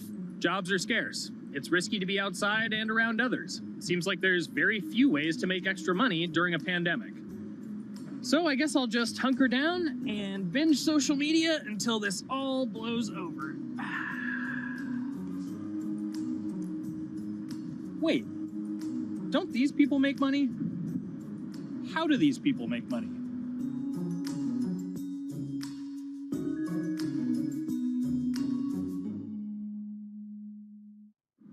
Streamers, YouTubers, Twitch stars. How do they make money? Is it a lot? Is it a lot of work? I know, I gotta ask somebody in the biz, and I got just the guy. Austin John Plays. This is your full-time job now, right? As of November of last year, yes. This was always just kind of like a side thing. Like, any money that I made from doing my videos and whatever else, I never touched that because I didn't really think of that as being like real money. And then it started coming in more and more. And then it was like I hit my first day that I broke $1,000 and I was like, this is actually going to be money. How did the YouTube channel come to be? When the game Pokemon Sun and Moon came out for the 3DS, there was like things that I learned about the game, and then I wanted to just share that information with people. And at the time, I didn't have any way to capture a screen or anything, so I found like generic footage and I kind of put it all together with so much editing. And that video got 6 views. And then 2 days later, I made another one, and that one got 12 views. And then I just started pumping out more and more content, and people were like, this guy knows what he's talking about. It really just started building on top of itself, and then it was like, my channel really focuses on tips and tricks. So I play a straight 18 hours, and I'll finish the game or get to about the 40-hour mark, and then I'll make my first video. While I'm going through, I have a giant notepad and just scribbles everywhere, and I make these notes of like the things that stumped me, so I know the things that may stump other people. What do you need to think about if you're building your YouTube channel? 1, you need to do something that you're passionate about. Not that you like, not that you think you're gonna make money on, something you're passionate about. The other thing is something that other people are passionate about. It holds a special place to them. And third is, it needs to be something that people are gonna seek out information on. In order to enter into the marketplace, you either need to be better than everyone else, you either need to be faster than everyone else, or you need to be more accessible than everyone else. And you can't be more accessible because it's already on the platform. Granted, if you understand how the algorithm works, which is very similar to Google Analytics, then yeah, you can have a little bit of a head start. But if you're not doing it faster, and if you're not doing it better than everyone else, then why should anyone watch your channel? So my income as a YouTuber kind of breaks down to 3 different ways. 1, which is the bulk of it, which is ad revenue. Whenever you go and you watch a video and then there's an ad and then you wait 5 seconds and you hit the bottom right corner and then you go on to the next video, or a non-skippable ad, or the video starts immediately, you get the little banner ad at the bottom, or if you scroll down from the video, the first thing that shows there is an ad. Those are the 4 different types of ads that can appear on every single YouTube video. And all of them pay a certain amount. It varies on lots of things, like the country of the person who posts it, the country of the person who watches it, the time of year, where you are in the quarter, if there's anything going on with a reduction in ad revenue. Like, great example, COVID-19, companies weren't spending as much on advertising. So because of that, CPM went down. CPM stands for click per thousand. I'm using the Roman numeral for 1,000. And that means that for every 1,000 views, you get a certain amount of money. Now, on low ads, when I first started off, my CPM was 30 cents. So every 1,000 views, I made 30 cents. But then once I signed with an MCN and I started making more quality content and more engaging content, some of my better videos and certain times of the year, I can see CPMs as high as $12 to $14. And there's a big fluctuation between, you know, if I post a video when there's no ads being spent, like January and February, that's a reason a lot of your favorite YouTubers and also TV shows don't post new videos in that time of year because ad rates are down. Why are they going to make content then? Instead, you're recording and you're bulking up for when ad revenue is higher. The second way that a YouTuber makes income is support, crowdfunding, things like that. When I first started off, Patreon was really the only option, but then they started rolling out supporters and members for YouTube channels. So whenever I have a live stream, you can click a button and then you can become a member, and then you get special icons next to your name. I believe they're called badges. Or on any video, you can hit the join button, and that helps support the channel. And then the third aspect of that would be merch. And for me, my merch has been somewhat basic. In fact, I'm wearing one of my t-shirts from last year right now. You have to endure the times that your first video gets 6 views, that you posted on Reddit and they say, shut up, and then an auto mod bans you.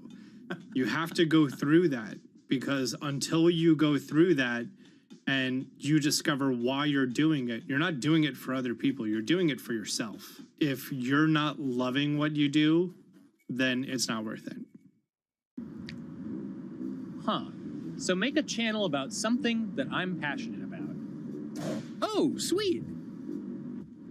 I guess I can make the channel about that.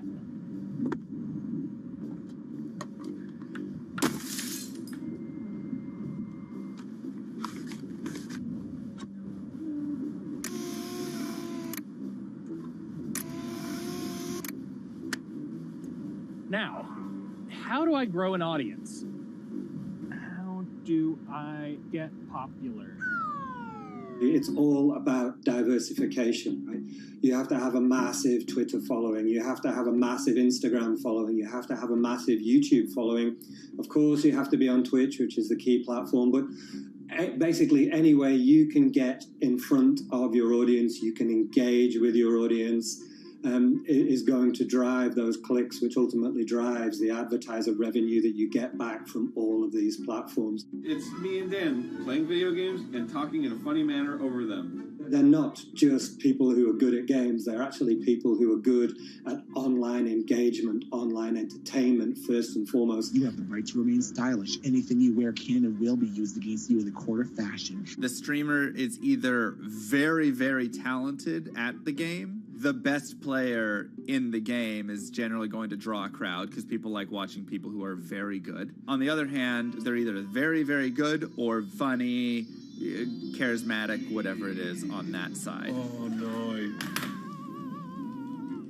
You know, it becomes more of a show where they talk about other things outside of the gaming world, and gaming becomes really just a backdrop and an excuse to engage with that audience. There were those weird, like, Ronald McDonald, like, straight to VHS movies. You remember those? I'm personable, I'm chatty. I would kind of, when boring things were happening in the game, I would ramble on about, movies I'd watched or books I'd read and, or conversations I'd had and stuff like that. And so I think being personable was a big part of that.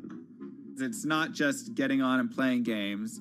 It's getting on and being an entertainer. You are putting on a show. All right, now let me go ahead and grab the samurai sword that every gym has. Okay, he's dead. To have a larger audience and to have that audience, I think, stay with you, you have to bring something extra. You have to find your niche. You have to find what works and what connects with the audience and what makes them laugh and what makes them keep coming back. You gotta make it a little more exciting, all right? Throw in a hanging bishop. Have everybody in suspense for a moment. I think the real most important thing is to just get used to being on camera. Like in any sort of performance thing, is get used to talking on camera. My first few videos were terrible, but because I sat down and did it for 6 to 8 hours a day, I just got used to talking and I got over that uncomfortable hump. If you go into Twitch purely with the expectation that you're going to make money, make a job out of it, have all this growth, and it's going to be great, you're probably going to burn out prior to getting to that point because there's very little payoff for a long time, right? Like multiple years generally before you really start to see a payoff. And so, those first few times you're streaming, nobody is there. One person shows up every 30 minutes, says hi, maybe, and leaves, right? Like, it's very discouraging, I think, for a lot of people. And so you have to be there just loving it. You have to love talking to yourself when nobody is around. You have to love just the game that you're playing, all of that stuff, because it takes a while, and I think a majority of people burn out prior to getting to the like profitable point of it. And there you have it. My very own YouTube, Twitch, Discord, and streaming channels all ready to go live. It's a veritable social media ecosystem just on the verge of thriving. So, don't forget to smash like and subscribe, and visit my Patreon for perks. Also, go to my merch page. And one last thing, stay cool, my friends.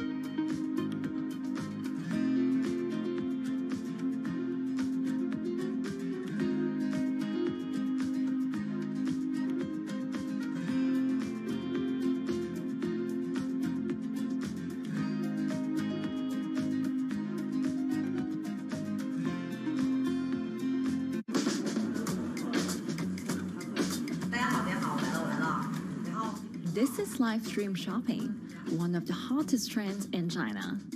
Every night, tens of millions of people watch live shows hosted by influencers like Thea and buy the products they recommend. On e-commerce and social apps like Taobao and Douyin, the sister app of TikTok. 我觉得已经改变了大家的购物的方式。其实各种各样的产品，哪怕你不买，你也可以来看。当然，你看了，你就有可能会买。It's not about, only shopping. It's about the experience. It's about having fun. You got to see 3D. You got to see in some kind of action. It's almost like a theater act. The internet craze has taken over China. By the end of 2020, the country had almost 400 million live stream shopping users. China's live stream e-commerce market has also grown dramatically, with an estimated value of $161 billion in 2020. It's becoming popular outside China as well. So, is live streaming the future of shopping?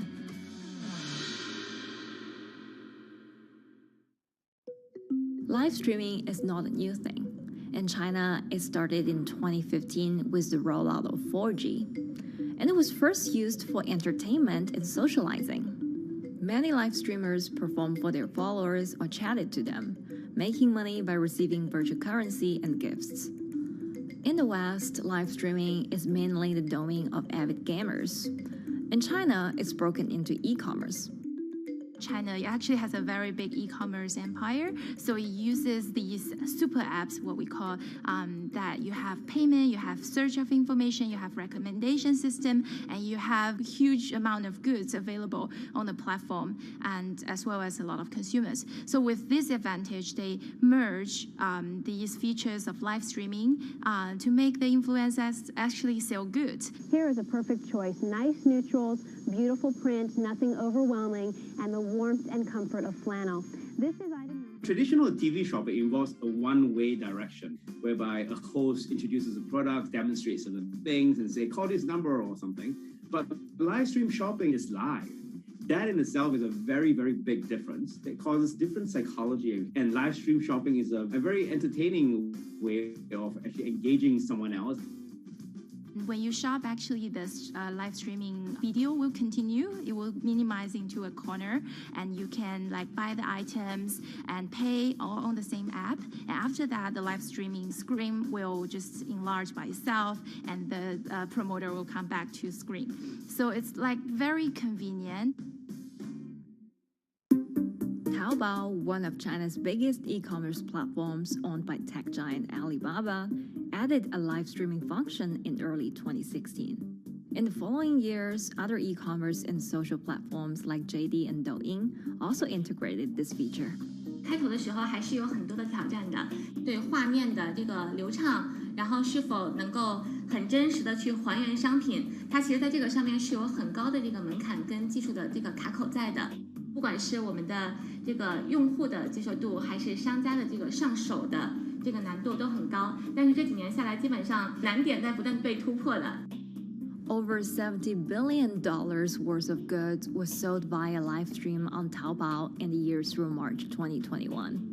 Latest surveys show that over 60% of live stream users in China were watching shopping shows, and over 65% of them shopped at least once via live stream. In 2020, live stream shopping got a huge boost during the pandemic, when millions of people were in lockdown and many retailers were pushed online. People, during the lockdown, felt like there's a need for more social interactions. This live platform creates an interesting kind of environment that gives people the sense that I'm actually interacting with you. And then live stream shopping brings in a lot more variety of things that people could buy and satisfy, the sense of like losing control, especially during the pandemic. At the heart of this craze are the top influencers who have tens of millions of followers and sell products worth millions of dollars every night. They often use their star power to get bargains from retailers, which in turn boosts their own sales and influence. So if you think about China's live streaming, you have to know the king and queen of the influencers. The queen of live streaming, Via, she is actually having the biggest viewership and the biggest sales volume for a long time on Taobao platform. She can sell everything from like Gucci sunglasses, lipsticks, homes, and cars. One time she offered her followers to go on a Tesla ride with her, and she even, for once, sold a rocket launch in her live streaming room for 40 million yuan. The king will be Li Jiaqi, more widely known as Lipstick's brother. He used to be a cosmetic sales before he turned into live streaming e-commerce, and he knows a lot about the cosmetics. So he's the one that will actually put the lipsticks on himself when he's on the show. Top live streamers like Via and Li Jiaqi have become celebrities in China and can earn millions of dollars a year. Although not everyone can be as popular, mid-ranking live streamers like Tiffany still earn a good income through sales commissions. 如果说单从收入方面来讲的话，那主播的收入是比普通的工作要高很多。但是呢，主播这个工作时刻对身体，包括对精神都有很大的一个考验的。就是每天需要集中精力，然后长达5-6个小时，这种状态是很累的。而且这5-6个小时的话，你是脑子是不停的，然后嘴巴是不停的，然后手也是不停的，眼睛也是不停的。像我们做主播，不是说单一的只做直播一件事情，然后还会有选品的一些工作，然后还会有一些其他的事情排在里面，其实是没有个人生活的。那我觉得增强粉丝影响力的话，不是说某一件事情。可能今天做了什么事情你就增大了影响力，而是每天不断的内容的输出，粉丝不断的可能对你的了解，慢慢的信任你。里面有芝麻酱的味道，如果吃不习惯的话就慎买。A lot of successful live streamers are generally very good at communication. They're very good at articulating very simply what a product does, what a product doesn't do. In order for them to sell, they need to be trustworthy and appear trustworthy, and they need to show in some ways that they're authentic, right? So for Via and Li Jiaqi, they are able to articulate that quite a bit through their body language, through what they say. For example, Li Jiaqi will also sometimes say bad things about certain products because to him that's his honest opinion, and sometimes people want to hear that. And so they seem very credible, they seem very trustworthy, and don't forget, they're also very entertaining and very interesting. If you're familiar with Li Jiaqi, he won a Guinness record for like the most lipstick applications to models in like 30 seconds. So if you're able to create a lot of buzz with interesting things that you do, people who may not want to buy lipsticks will also stream in just to watch what he does. And then from there, you might get hooked. 这就是一般女生出门的时候涂的口红的颜色。Live streamers also use sales techniques such as limited time or supply. This sense of scarcity can often encourage viewers to buy. The platform in itself creates and enhances some of these things because you see it live. Something we call social proof has taken over, meaning that, hey, other people are interested, other people are joining in, other people want the same product. and they add it in the chat and they ask questions and they say, oh, I want this too. What happens then? It makes the whole product even more scarce. But it's not just influencers. Local farmers, luxury brands, even mutual funds have also started their own live stream shows. Working with very top-tier live streamers can be risky. It's not necessary that the benefits will end up with the brand. So we see company executives opening their own shows. And we see like P&G have their own sales room, which runs shows every day as well. We also have like local governors in like small towns to sell their agricultural products. So the live streaming is definitely transformed the way product owners can think about how to reach their consumers. And it enables a lot of players to actually sell. Live stream shopping is going global. Merchants in Southeast Asia have embraced this trend. And in the West, Amazon has upgraded its live streaming function, adding interactive features like chat rooms. Companies, including Google and Facebook, are also developing and investing in technologies to integrate video and e-commerce. 直播电商它其实已经开始成为主流，它未来的发展空间跟潜力都是巨大的。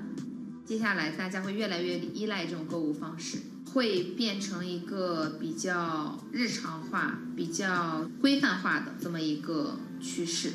If you look at the numbers alone, their numbers alone, Li Jiaxi's numbers or Via's numbers, you know that they can sell and you know that they can generate revenue. Are they able to sustain it over a long period of time? It depends on how innovative they are at changing some of the things that they do. But you can't expect consumers one day turn into virtual shopping for good. There will be the nature of us that crave to go into the store, to touch the goods and actually wear it and see how it looks like and walk around in that with our friends. And those things wouldn't be replaceable with live streaming.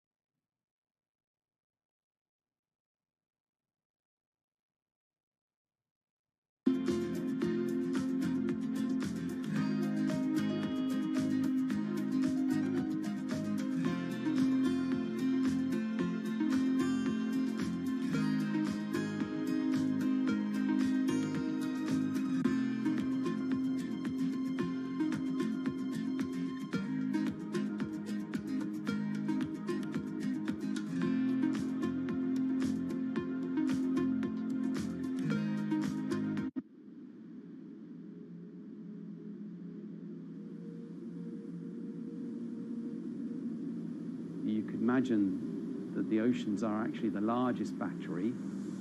We're storing huge amounts of energy in the oceans. The wave motion can be very deep. It can extend down several hundred meters. And once it gets to the near shore, from about 50 meters, the whole water column is moving backwards and forwards. As we search for ways to reduce our reliance on fossil fuels, some are looking to a largely untapped potential source of renewable energy. In theory, waves off the coast of the United States alone could generate over 2 trillion kilowatt hours of electricity a year, enough to power more than half of the country. Waves intensify and subside not as quickly as the wind, and that means that it can produce a smoother power generation curve. One of the potential advantages of wave energy is that it could act as a complementary source of power compared to other renewables on the grid if it were to be scaled up to commercial scale.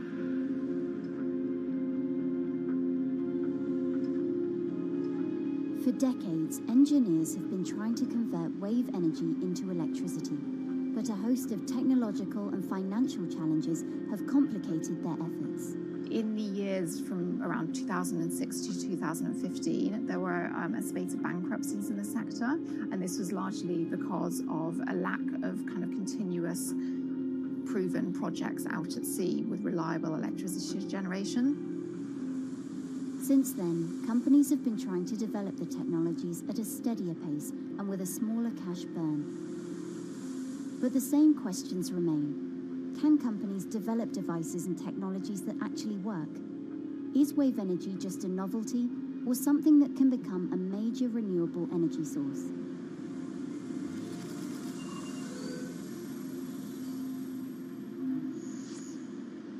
The sea is a very challenging environment within which to operate a power project.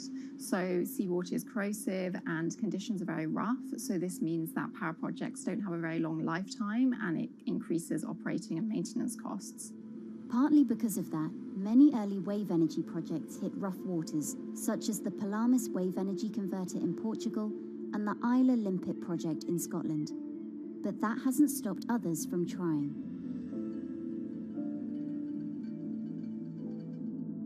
Companies are focused on testing projects out at sea, proving their durability, trying to raise capital and bring down cost. The sector hasn't really converged around one single technology design, and companies are kind of undecided about which design works best.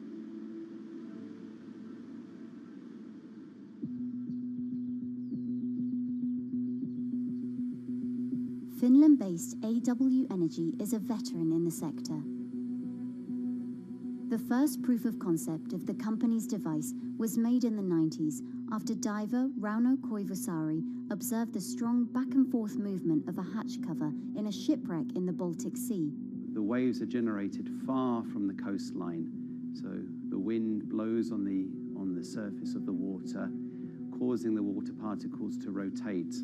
And that rotation extends deep down below the surface, and the waves can be very long. They can be several hundred meters long. And as they come into the near shore, this rotational energy turns into an elliptical energy, and eventually backwards and forwards, as you probably have noticed if you've been swimming on the seashore in large waves, you're pulled in and out. That's the energy that we're extracting. There's a sweet spot where we deploy, so around 10 to 15 meters of water depth. That's where there's still strong wave energy coming in. After years of research, prototyping and testing, the company has deployed Wave Roller, a 350 kilowatt device in the waters of Portugal. Wave Roller has an 18-meter wide and 10-meter high steel panel fixed to the seabed via a floatable foundation. The panel moves back and forth with the waves, capturing the energy.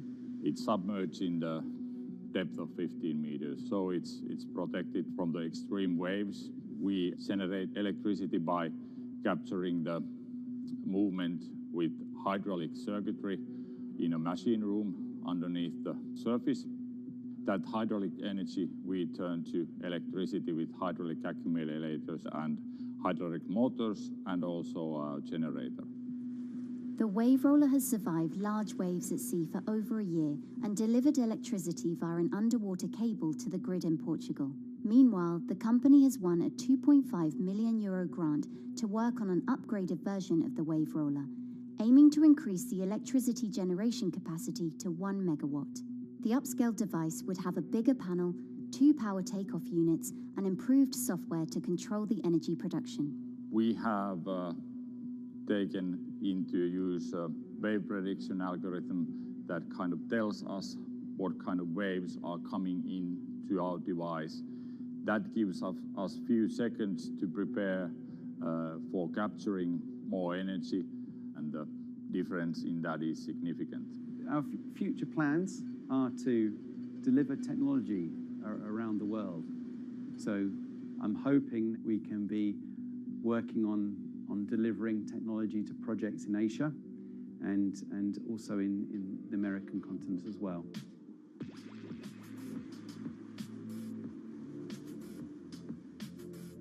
Meanwhile, Israeli company Eco Wave Power is taking a different approach to capturing the power of the ocean.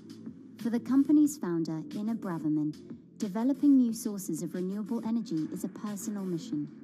I was born in Ukraine in 1996, and 2 weeks after I was born, the Chernobyl nuclear reactor exploded, causing the largest in history nuclear disaster. I was one of the babies that got hurt from the negative effects of such explosion. I had a respiratory arrest and a clinical death. Luckily, my mother, a nurse, approached my crib on time and gave me a mouth-to-mouth resuscitation, which saved my life. I got a second chance in life and decided to do something good with it. Growing up, Ina wanted to be a politician to positively change the world. After working as a translator at a renewable energy company, she decided to change paths. Solar and wind energy were fully commercialized, there were a lot of amazing technologies implemented everywhere, I saw that wave energy, although it's an immense source of electricity, the biggest companies in the world are trying to develop wave energy with no success. And there was kind of a race going on in the world of who is the company that is going to develop a viable wave energy solution first. In 2011, the then 24-year-old Inna co-founded EcoWave Power. Instead of installing devices offshore, the company's devices are attached to existing breakwaters, jetties, and piers.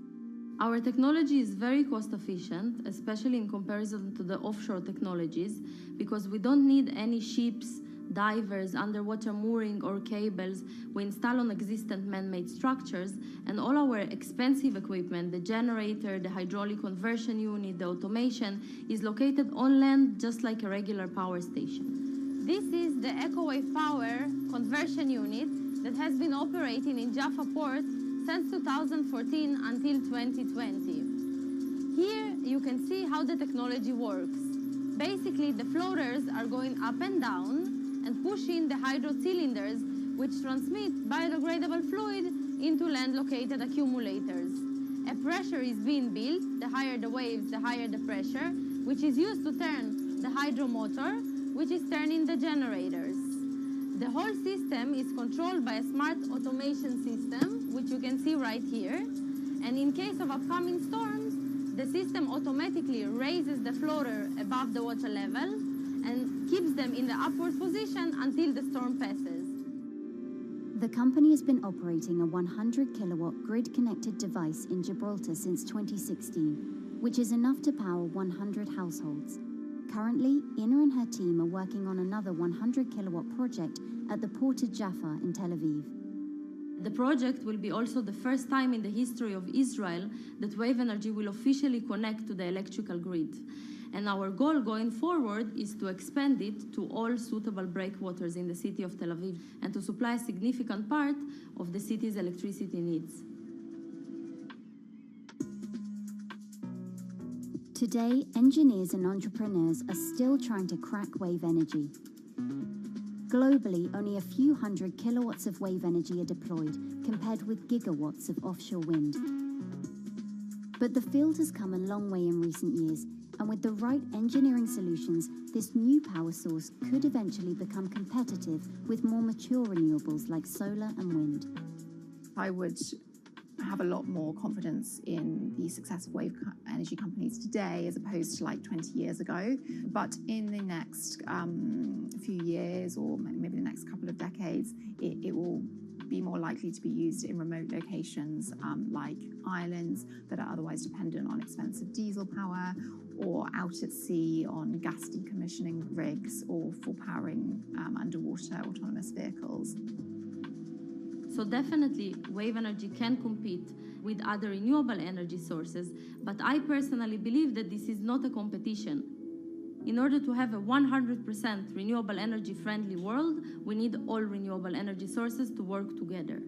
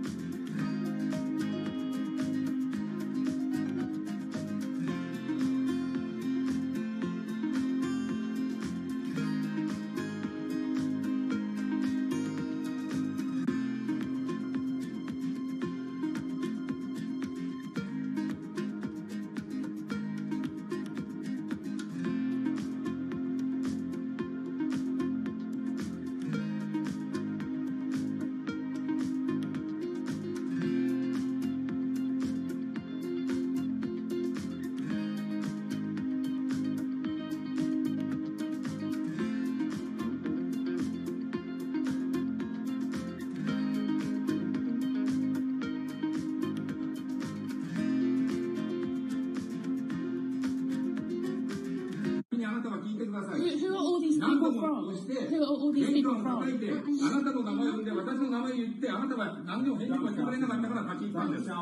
So can you please tell me? I'm not going to... please wait. You know, I've covered a lot of companies. I've covered a lot of Machiavellian companies where, you know, people play rough. I don't think I've ever seen anything on the scale of Nissan. He is making you, but you act from this side. I mean, it's corrupt. The system is... One of the most dramatic elements was Ravinder Passi's home being raided by court officials in Yokohama. You scared my wife. You scared my children. I worked in this for 16 years. So Rav Passi's journey into the darkest recesses of the Japanese corporate world started when he was the general counsel, the highest corporate lawyer position in the company. In the past few minutes, Nissan has revealed that its chairman has been arrested after allegations of serious misconduct. He was tasked with investigating Carlos Ghosn. And he was told, conduct an internal investigation and get to the heart of the matter. And then along the way, he started to notice serious conflicts of interest. He is one of the few people who knows an extreme amount of detail regarding the alleged crimes by Carlos Ghosn. And he's now ready to tell his own story on the record about some of the events that happened.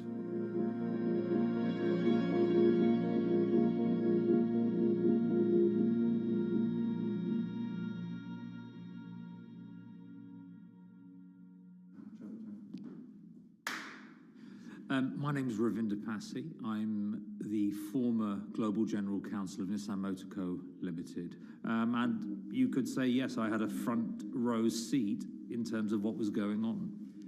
When Carlos Ghosn saved Nissan years ago, he was depicted in Japanese comic books as this hero, and now maybe we'll see comic books where he's the villain. In corporate Japan, Nissan was quite an unusual company. It was led for 2 decades by a non-Japanese executive. Well, Carlos Ghosn was a hero in the Japanese business world. If you had a global business celebrity in Japan and worldwide, it was definitely Carlos Ghosn. In a country with few foreigners at the top, he stood out. But over the years, he saved Nissan from bankruptcy, allied with Renault and Mitsubishi, and turned the alliance into one of the most competitive in the world. Yet as the years went on, you know, I think his ambitions changed a little bit. He started thinking about legacy plays, and one of them was to really tighten the alliance between Renault and Japan.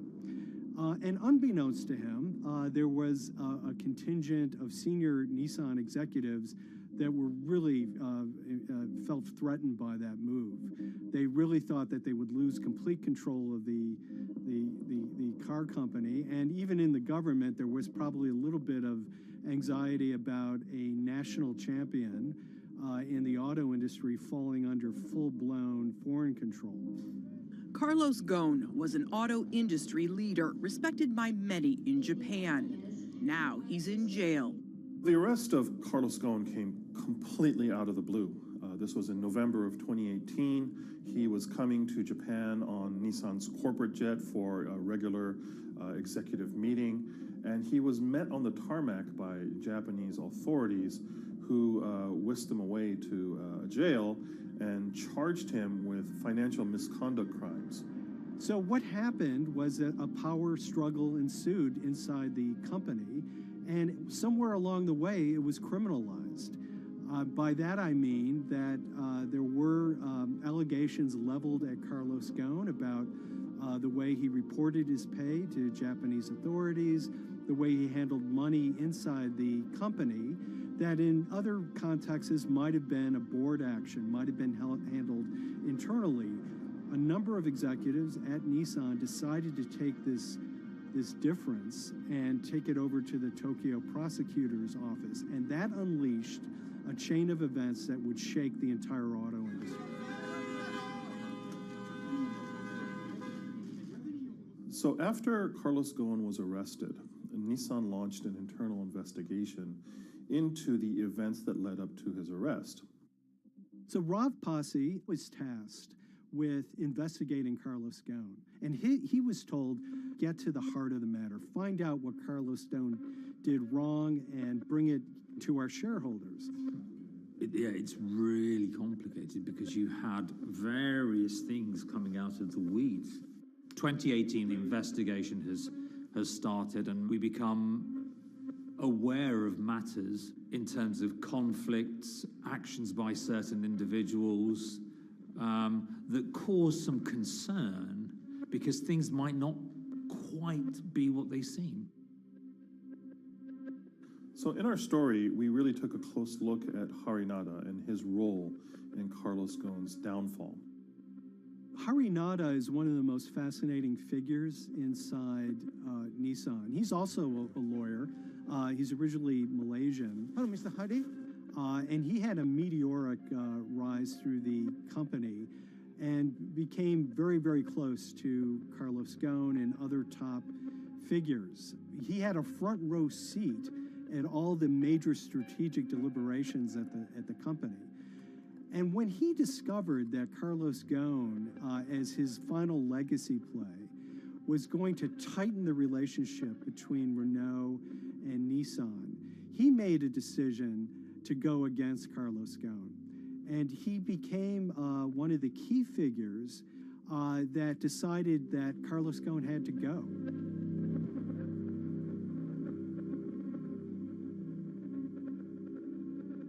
Harinada was somebody who actually recruited me into the company, so I have a long-standing relationship with him, or did have a long-standing relationship with him. For many, many years, he was a mentor. I had doubts about the credibility of the process right at the start. Harinada had a plea deal with the Tokyo prosecutors. Now, that suggests he was intrinsically involved in some of the wrongdoing, or the allegations of wrongdoing, and it just didn't smell right, just doesn't sit right. So there was a basic conflict of interest. In other words, Harinada had to deliver results to Japanese prosecutors to avoid his own criminal liability, and he's accusing and leading the investigation of Carlos Ghosn. Some of the people who had been involved in the original alleged crimes were also looking into the affairs themselves. Ravinder Pasi began pointing out some of these conflict of interest issues. And the reason for that is essentially his concern was for the company. If the company's own investigation into itself was compromised, that could lead to a very weak position in various lawsuits that it was dealing with across the world. I had discussions with Harry, discussions with the statutory auditors about these conflicts, discussions with HR about some of these conflicts, because at that point, we reported into him. You know, at the time, everything was quite, as you can imagine, it was, we've got to do this, we've got to do that, we've got to move fast. But when you step back and look at some of these things, you just think, my God, what was going on here? Because me, members of my team, were being placed in immediate danger. Your chairman's been arrested, a representative director's been arrested. They both happen to be foreigners. And then now what we need to do, we're being instructed to do, is certain compliance professionals need to go into properties in Brazil, for example, and retrieve evidence. They've got to do it very carefully, because if they don't do it carefully, they're going to get convicted of criminal activities. And likewise, when a team of lawyers were commissioned to go to Lebanon, I mean, one of my immediate concerns was, why are lawyers from Nissan being sent to go to Lebanon to retrieve evidence? These are just lawyers, they're corporate lawyers from Nissan. You had revelations that a number of executives had benefited from share appreciation rights when they shouldn't have. I mean, you know, substantive amounts of money being taken by these guys when they weren't entitled to take them. And you do think, yes, how is this going to look later on? It's going to look quite concerning. So that triggered for me the sort of assessment that, well, I'm going to have to do something, because up until this point, I haven't put down on paper these conflicts and these issues.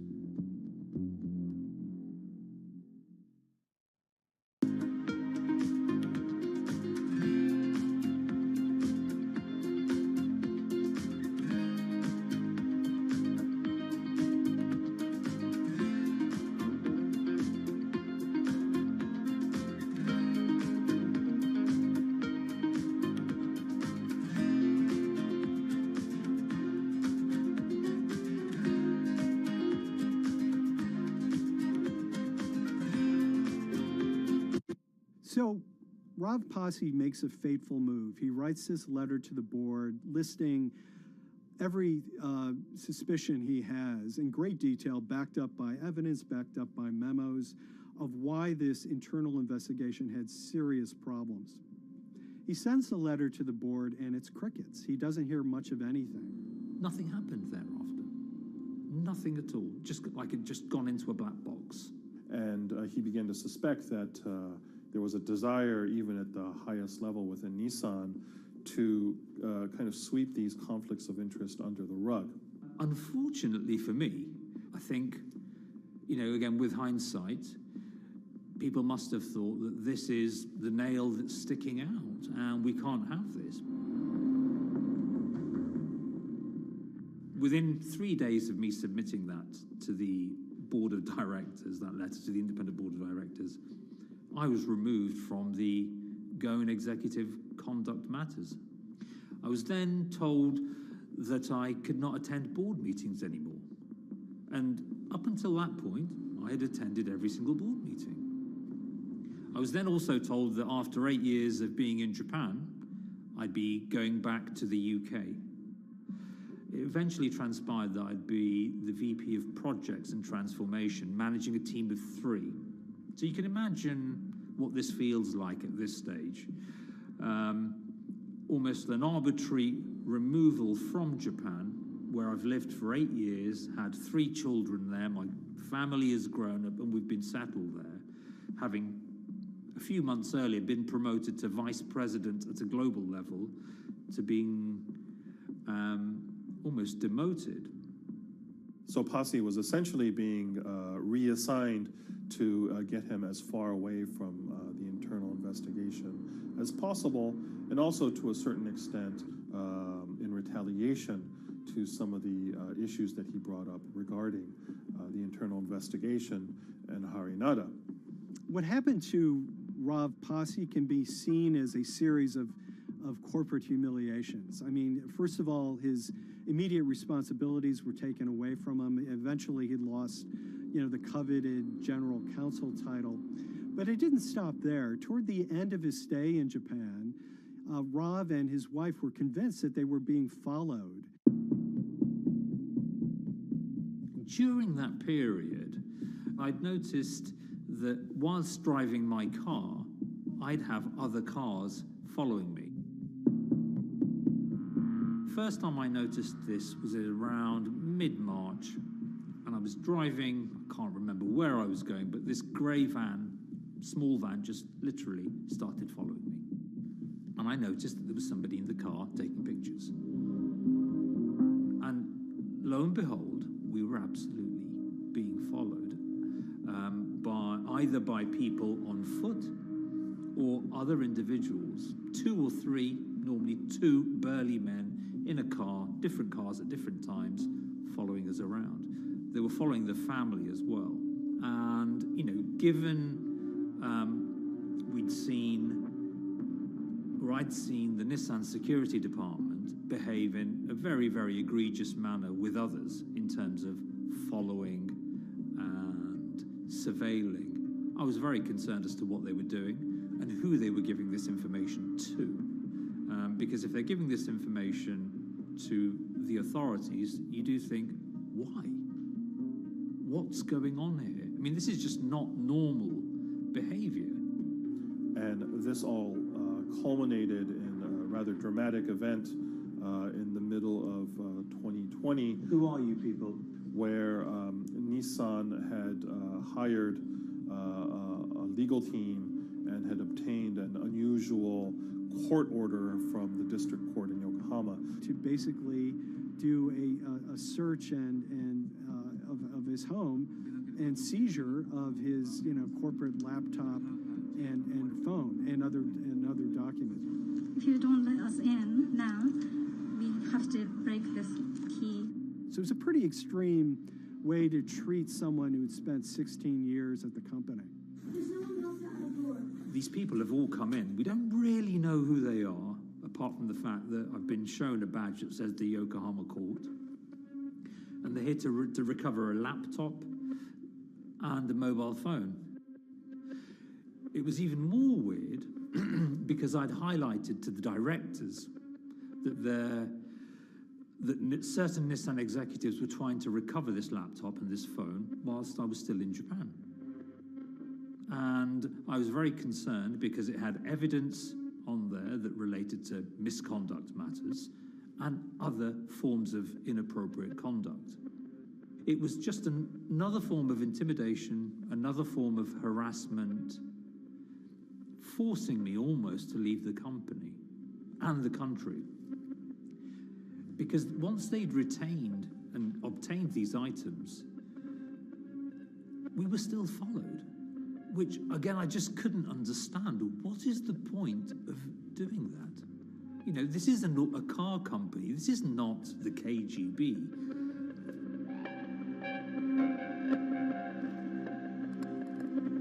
I think it's fair to say that Rob Posse didn't have full battlefield awareness of all the intrigue going on at Nissan. I mean, Harinata is interesting because he's both charismatic and charming, and one of the most brutal corporate infighters one could ever run across. This is a confidential company email, right? You should not have this.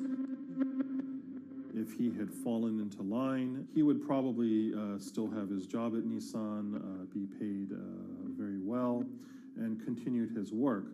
A career that he spent 16 years building at Nissan is irretrievably broken. It's been smashed to smithereens. He and his family paid a huge price, certainly. But in terms of being able to sleep at night, I think, he's come out ahead. I highlighted issues to the highest levels of the company so that they could be dealt with appropriately by those in charge. There was no response to those, and there was retaliation against me.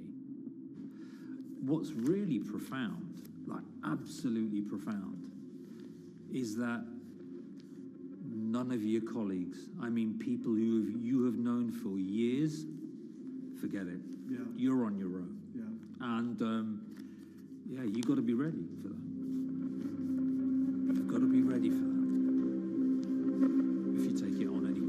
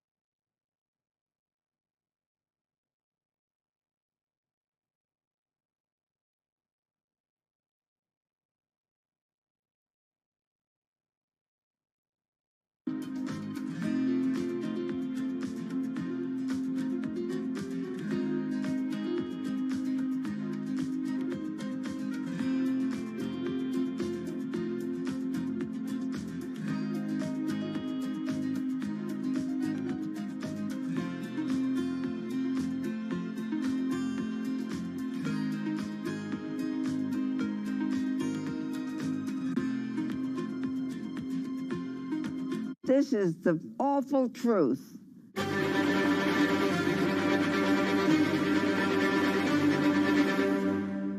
There's always someone in the family that's pushing it.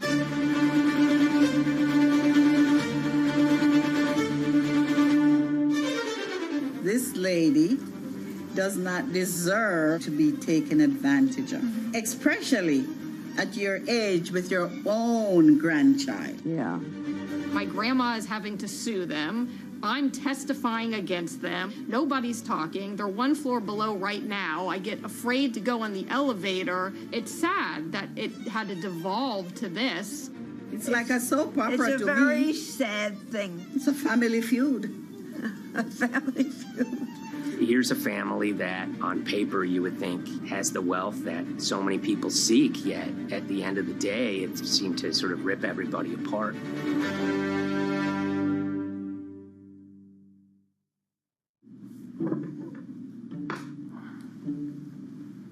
My name's Tom Schoenberg. I'm a senior reporter here at Bloomberg News, cover financial enforcement. I was approached by someone close to the Schottenstein family and asked whether or not I would be interested in writing about Beverly Schottenstein and this case that she had against J.P. Morgan. And it was immediately clear that there was a great story here to be told.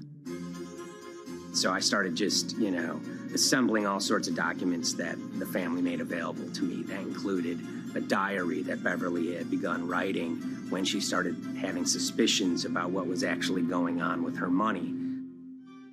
Beverly obtained her wealth from the Schottenstein kind of retail empire that has at times included Big Lots, Value City, American Eagle Outfitters, DSW Shoes. Beverly's husband died, and at which point they sold off their portion of the company, bringing them an enormous amount of wealth at around 1990. Estimates of her wealth were around $90 million. She, for many years, had that pool of money being managed by outside advisors. Her grandsons in the late 2000s had both graduated and were becoming financial advisors. She gave them a little bit to work with, and over time, her grandson, Evan, became the trustee of her entire estate. Managing sort of family money is not a conflict. In fact, some ways in wealth management, it's kind of how you get your start. It's kind of the seed that you need to sort of get going in the business. But Beverly started having suspicions that something was wrong probably in around 2016. Well, there were suspicious things, but taken separately without everyone talking about their own experiences, it was hard to really put it together. She had written a check to her caretaker, Dawn, that bounced. So she went down to her local Chase branch to sort of find out what was going on. She wasn't getting paper statements in the mail, so she asked them to print out a number of her statements having to do with her checking account and her credit card account. So we went to the bank and asked for the statements. And she got a whole year and going through all of them, page by page by page. And it was there she saw all sorts of charges that she said she didn't authorize or didn't know about. I was becoming very, very suspicious. I was starting to look in the money part, and that's what bothered me more when I saw that money was going. And I was not a big spender. Around the same time, Dawn, she starts noticing Beverly's son, who lived in the condominium below her, came up with Evan with a shredder and started grabbing papers in her office area, including some with J.P. Morgan letterhead, and just started sitting at the kitchen table, just shredding documents over and over. Yeah, they came in one morning. They used to do it in the back. Through the back door, and they brought the shredder inside. And then they went in the drawers in the office and took out all the papers, and they started doing it. I was very suspicious because I know you don't go around and destroying papers. Beverly said that they had done this many times before. That's when she said to me, Dawn, I'm going to write my feelings in this black book. Diary. And it's a diary, and she started writing. Each day, she would write a little at a time.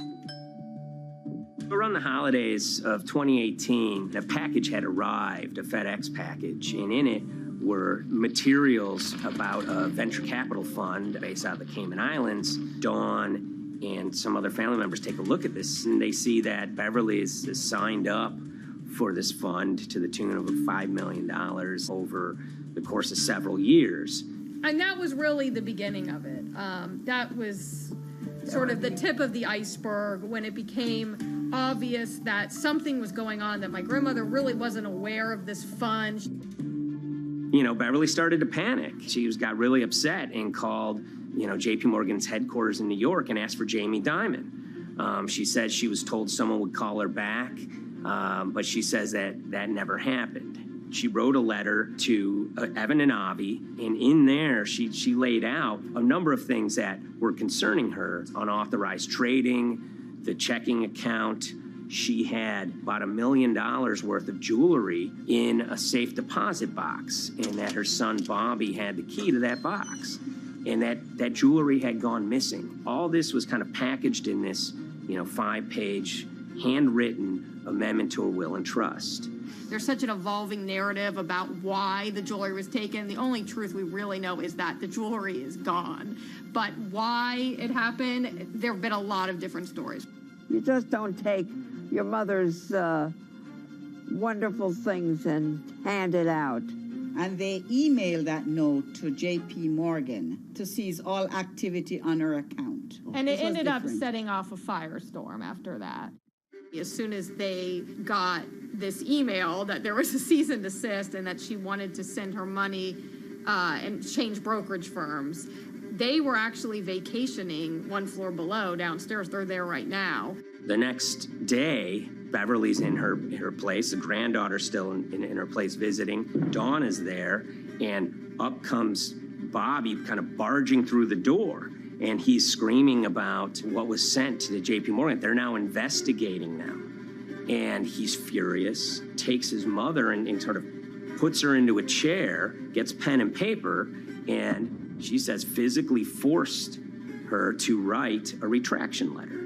They were pushing me around. It was a scary time. I was really afraid too. I had to take her to the doctor, and she did an x-ray because she was in so much pain. The locks had to be changed. The phone number had to be changed. I really thought we were going to have to hire guards to be outside just for protection. Oh, it was terrible. Horrible scene.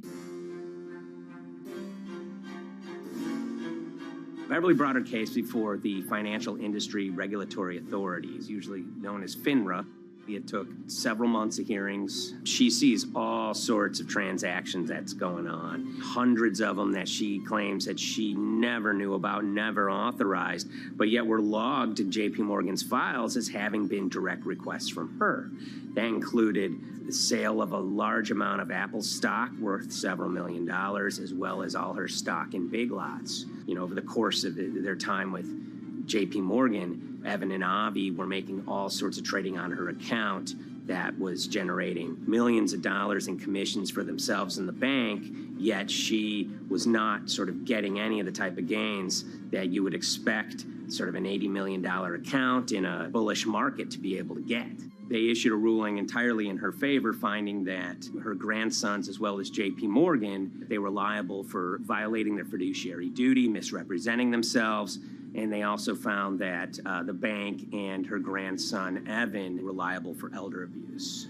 Evan and Avi, they were fired from JP Morgan. They issued an award of about $19 million. I reached out for comment, and JP Morgan emphasized that Evan and Avi were no longer with the firm and that their actions do not represent the sort of values of the bank. I reached out to Evan and Avi, heard back from their lawyer saying that, they disagree with the law and the facts that FINRA kind of used to decide the case against them and are seeing if they can have it withdrawn. Her son, Bobby, wrote her a letter, said his sons weren't criminals, and he also admits to taking her jewelry. And he says he needed it to pay off some bad business debts he had. They never once came up to say, I'm sorry. If there had been an apology and some acceptance, and asking for forgiveness from my grandmother, I don't think we'd be in the position that we are now. Since the piece came out, we've received dozens of messages from people, many of whom are telling their own sort of personal tales of, kind of financial advisors gone bad, or family members who got control of an estate and abused, those within. Seems that it's really resonated with a lot of people. I keep, hearing a lot of feedback about Beverly and how, a lot of people feel she did the right thing. You're never too old to stand up for yourself and try to right an injustice. She was adamant that she wanted to stand up for herself, but at the end of the day, they did wrong. It's a painful life lesson. Beverly taught them that you don't mess with grandma.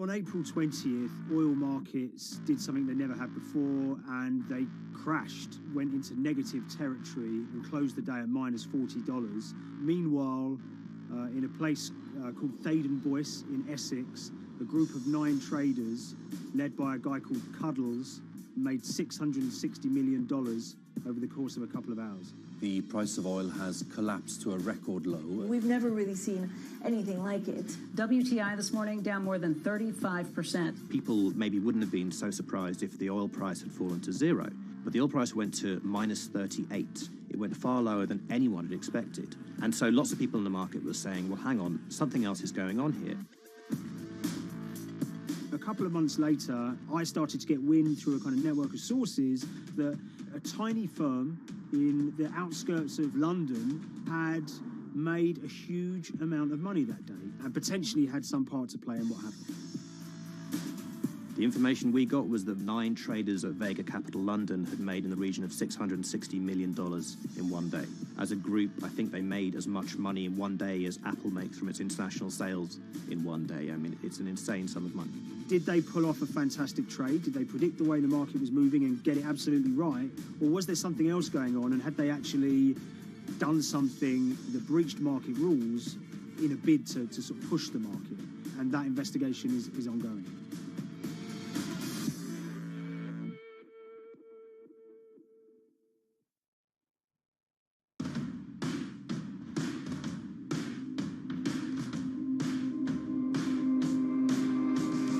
So Paul Commins is a trader who cut his teeth in the pits in the 80s and 90s. When everyone had a nickname, his was Cuddles. If you can imagine, that was a very sort of cutthroat type of world where people are doing, hundreds of thousands and millions of dollar trades by shouting at each other, giving hand signals, and then sort of scrawling on scraps of paper. The culture of the trading pits in London was very influenced by the working class guys who became traders there. They weren't like the city bankers that had gone before them. They weren't usually Oxford or Cambridge. They didn't wear Savile Row suits. They were ordinary working guys who happened to have a talent for trading. And a lot of them came from Essex. I think it was 400 traders in the pits, and Cuddles in his oil and gas pit was described to us as amongst the top 3 amongst that, was very successful and made very large amounts of money as a young man. But inevitably mechanization and the arrival of electronic markets was the kind of death knell for the pits, and in 2005 the IPE closed down. And when the pits shut down, a lot of the traders who worked there lost their jobs or quit or went to work for financial institutions. But Paul Commins decided to start his own trading collective out in Essex. Some of them are ex-pit guys, cut from the same cloth as him. Lots of them are actually sort of in their 20s, and they're his, drinking buddy's son, or they're his own kids' friends from football. They're young lads, hungry and ambitious, and he brings them into the fold. And fairly shortly, he's got, maybe a dozen or so traders that they're independent, let's be clear, but they're all part of this collective.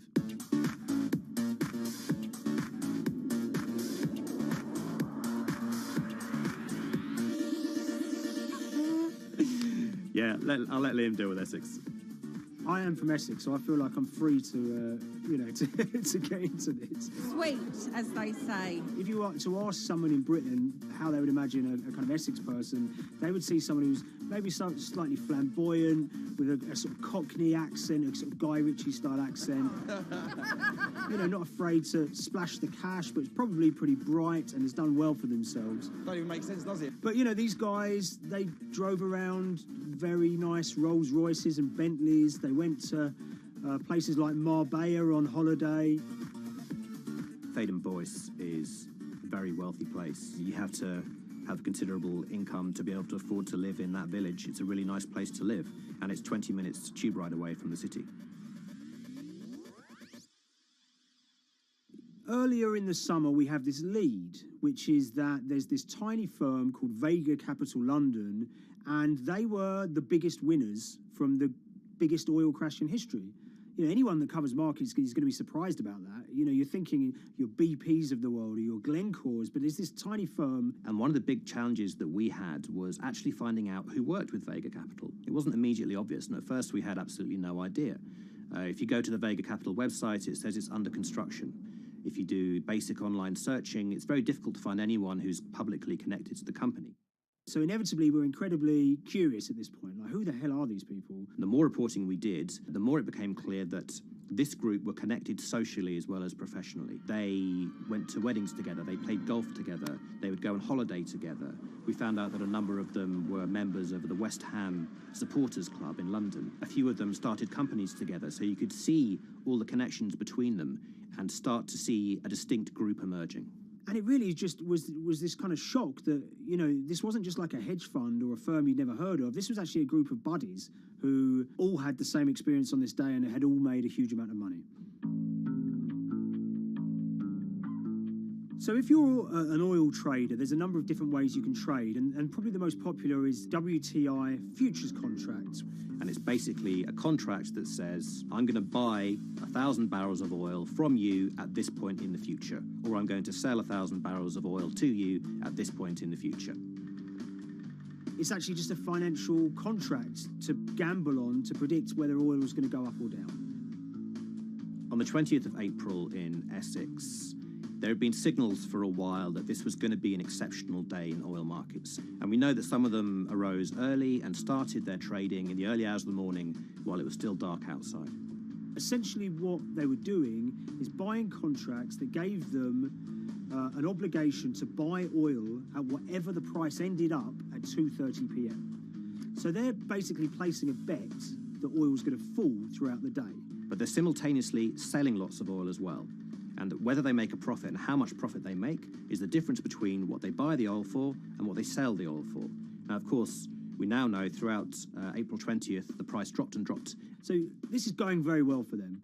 They are committed to selling oil at these prices, and the prices are continuing to fall, which means they're going to be able to offset it and buy oil at cheaper at the end of the day. Now, once it gets to kind of 1:30, 2 p.m., that's when things start to get really interesting. Suddenly there's a kind of influx of buyers and sellers, as desperation increases in the market and trading volumes go up. Now at 2:08 p.m. exactly, something bizarre and unprecedented happened, which is that oil passes into negative territory. And it fell to a record level of minus $38. We've never seen anything like it, period, in terms of the contraction of the global economy.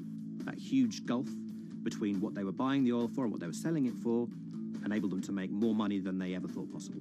So their profit was the difference between minus 37, and all of these positive numbers on every contract they sold. The price of crude briefly hit minus $37 a barrel. For one group of traders operating from a small office, it was a very, very profitable day. It's important to remember this had never happened before in the history of oil trading. No one could have predicted it. I can't think of another example of where you enter a trade and you get paid on both sides. You get paid both to sell and to buy. It's unthinkable. One thing we know about the Cuddles Trading Arcade is that they were very comfortable taking large risks. And, you have to be clear, this was a large risk. Yeah, we spoke to oil traders, both people that know these guys and people that don't, and they all say that this is, incredibly risky. And that's actually what stops a lot of oil traders doing trading like this. They simply aren't willing to stomach the risk.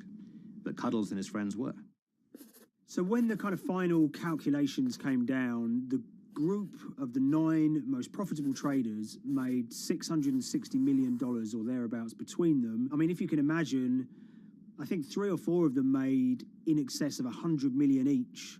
One of the astonishing things about this trade is that 2 of the individuals who made more than $100 million in a single day were in their 20s. One of them was 22 years old. Only a few years earlier, he'd been posting on his social media about doing teenage stuff with his mates in town and going to see girls and rap music. And here he is a few years later making $100 million in a single day's trading. When me and Liam discovered that, we couldn't believe it. We couldn't believe what we were seeing.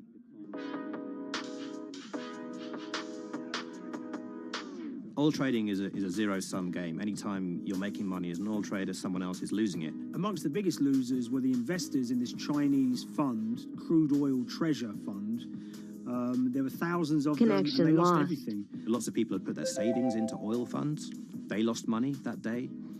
Big banks and brokers who sort of stand in the middle of trading parties, they lost money that day. And another interesting thing is that oil-producing countries like Kuwait or Canada, they sell oil as an average of the WTI closing price over the preceding month.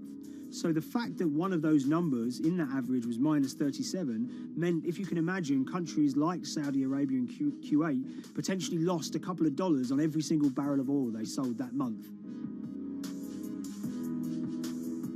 Vega Capital's traders made such an extraordinary sum of money that it was inevitable there would be some scrutiny of what they did. But it wasn't just the sums of money they made. In the vital half an hour before the settlement price was set, they were by far the biggest sellers of oil futures in the market, which is an incredible thing to think about when you consider that the other participants in that oil market are going to be the world's biggest banks, oil majors, BP and Shell, and here you have a group of 9 guys in Essex who are having this significant influence over a global market for oil.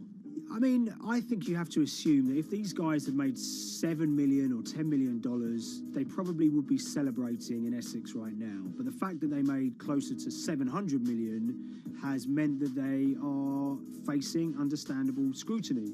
We wrote individually to all the Vega traders who did exceptionally well that day, and we got a letter in response from a law firm representing the group. And the law firm was at pains to point out, number one, that they haven't been accused of any wrongdoing, that they all traded independently and separately, and they'd basically all made up their own minds that this was what was going to happen in oil markets based on publicly available knowledge, and decided to execute this trade. What I love about these stories is there's a real variance of opinion, and some people will look at what happened and think that must be dodgy. They all traded at the end of the day. They all made a huge amount of money while all these people lost. That's shocking. But lots of people say these guys are at acute disadvantage. They're in a market that's inhabited by, huge technology-driven funds and firms and oil giants that have got all the advantages in the world, and when you get a bunch of Essex geezers who essentially beat the market and find a way to make a huge amount of money, they should get a pat on the back, really, because that's the dream. Since this happened, a lot of the guys have stopped trading the monthly settlements that they'd done so well at in the past. Several of them have set up new companies. They've essentially gone very quiet. Any kind of social media presence they had has kind of closed down. By all accounts, they're, waiting this out. It's certainly too early to try and predict how the regulatory investigations are going to pan out. We just don't know. There's a number of potential outcomes for these guys. Potential punishments if there are any findings of manipulation against Vega or anyone affiliated with it might be you could be fined, you could be banned from trading, and in the most extreme cases there have even been criminal prosecutions in the past of people who have been found to have been manipulating the settlement and misconduct related to trade at settlement. There are other outcomes too. One obvious one is going to be that they're able to walk away from this life-changing trade with all the money that they made and celebrated as heroes in the trading community. That they'll go down as legends.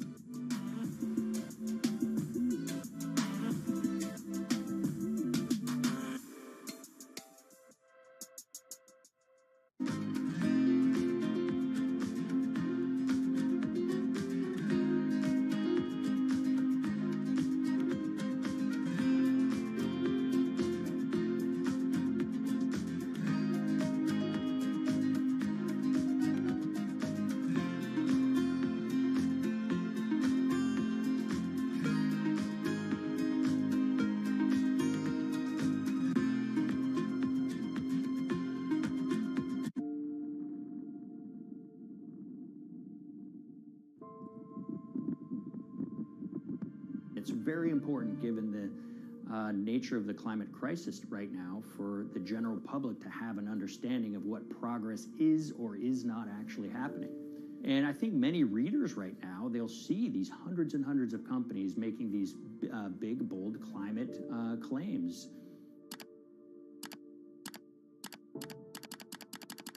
And they would be forgiven to think that we're well on our way to meeting the emission reduction trajectory we need to be on. And the reality of the matter is we're just not on that trajectory. And a key reason for this sort of disconnect is the use of offsets that aren't doing what they claim to be doing. We have a massive potential for sort of willful blindness. We can convince ourselves of things regardless of what the facts are. And so that's what tends to happen in these cases. It's not that anybody is setting out to commit climate fraud. They sort of walk themselves into a situation and they convince themselves of one thing, and that allows them to convince themselves of another thing. But at the end of the day, they're doing something that makes no sense at all.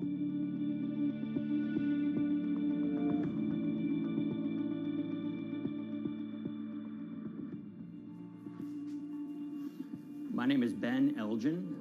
I wrote the story about how the billion-dollar market for carbon offsets is setting back the fight against climate change. So one of the challenges in reporting on carbon offsets and trying to figure out what's going on is really finding good experts who have been steeped in this marketplace and are willing to candidly talk about it. One of the best people for this is a fellow named Mark Trexler, and I've been talking to him for more than a decade. My name is Mark Trexler. I've worked in climate change for the last 30 years.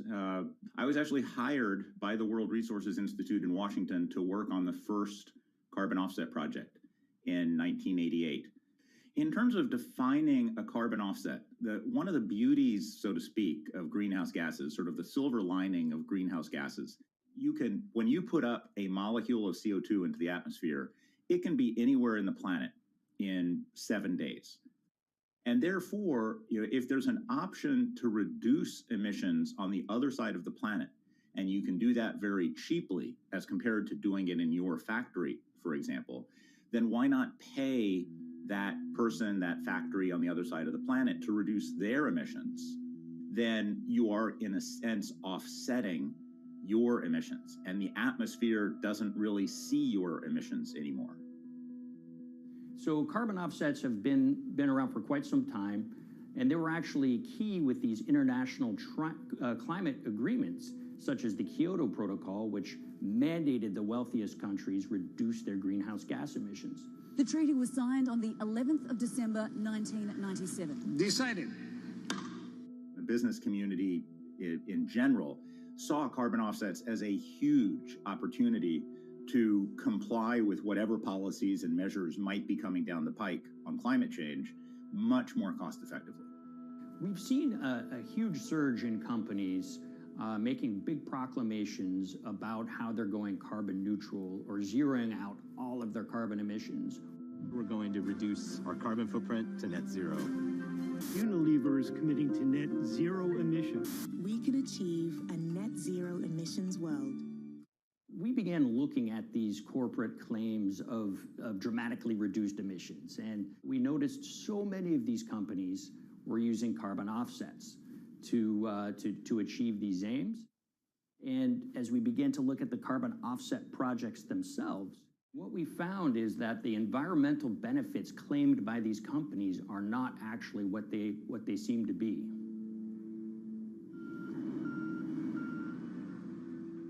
And as we sort of saw and spotted a number of these very aggressive carbon offset projects, which appeared to be generating inflated credits or bogus credits, we saw a number of them were associated with the Nature Conservancy. This surprised us. The Nature Conservancy is the world's biggest environmental group. They have about $1 billion a year in revenues, and they've been around for 7 decades. They've preserved about 125 million acres of land, and they've done so many good works over the years, and they've been very strong in terms of working with corporate partners. The Nature Conservancy has taken a different approach, a very pragmatic and pro-business approach. They will not go out and criticize a big polluter, but they're very happy to work with them. Some might say that, well, that's selling out, but others would say, and those at the Nature Conservancy would say, these companies have deep pockets. They can help fund important preservation work, and we have absolutely no problem working with them on this stuff. So companies are very warm, and they've partnered with the Nature Conservancy for many years. And yeah, it definitely lends a sheen of credibility to these projects. Here's 20 new reasons to visit Disney World this year.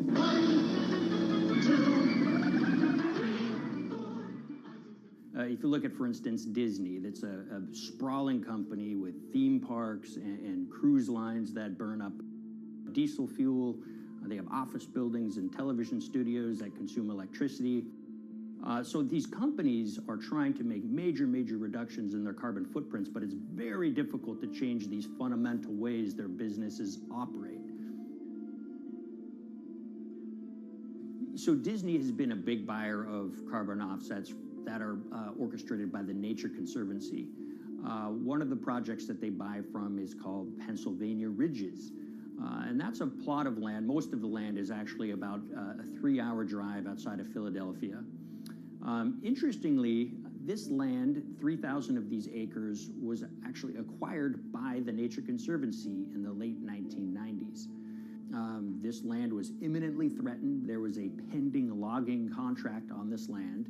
So they do what they've done so well for all of these years, which is they go out, they raise money from local philanthropists, and they go buy this land to protect it from developers and loggers.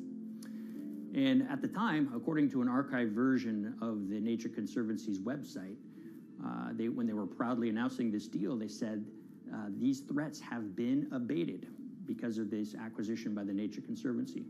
So it's really interesting now, fast forward 2 decades to earlier this year when they put forward this carbon project.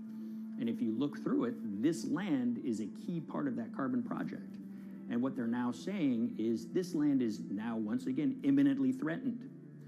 72% of the trees are going to be cut within 5 years. Now this is just astounding because this land is owned by the Nature Conservancy. They do not clear-cut land that they've bought through philanthropic donations. So this scenario that they've put forward to get carbon revenues is not really plausible.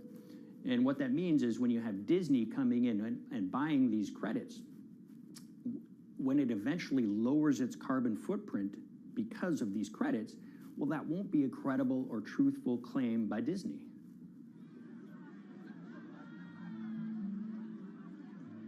So this is an organization that truly understands the threat of the issue of climate change and is wanting to do its part to address this. However, in this situation, it just appears their drive, which they've had for decades, to increase the amount of revenues that it can use for land preservation work, Nature Conservancy and many others see that the carbon credits as a pot of money that they can tap into to further their own benevolent aims. But unfortunately, what this has resulted in is claims of climate progress that just aren't really happening. So the Nature Conservancy defends vigorously these deals, and they and others will say, look, our projects are just following the rules that these registries set up. So some would also put some of the blame on the registries themselves because they're setting up the rules which allow these vapid projects to get up and sold.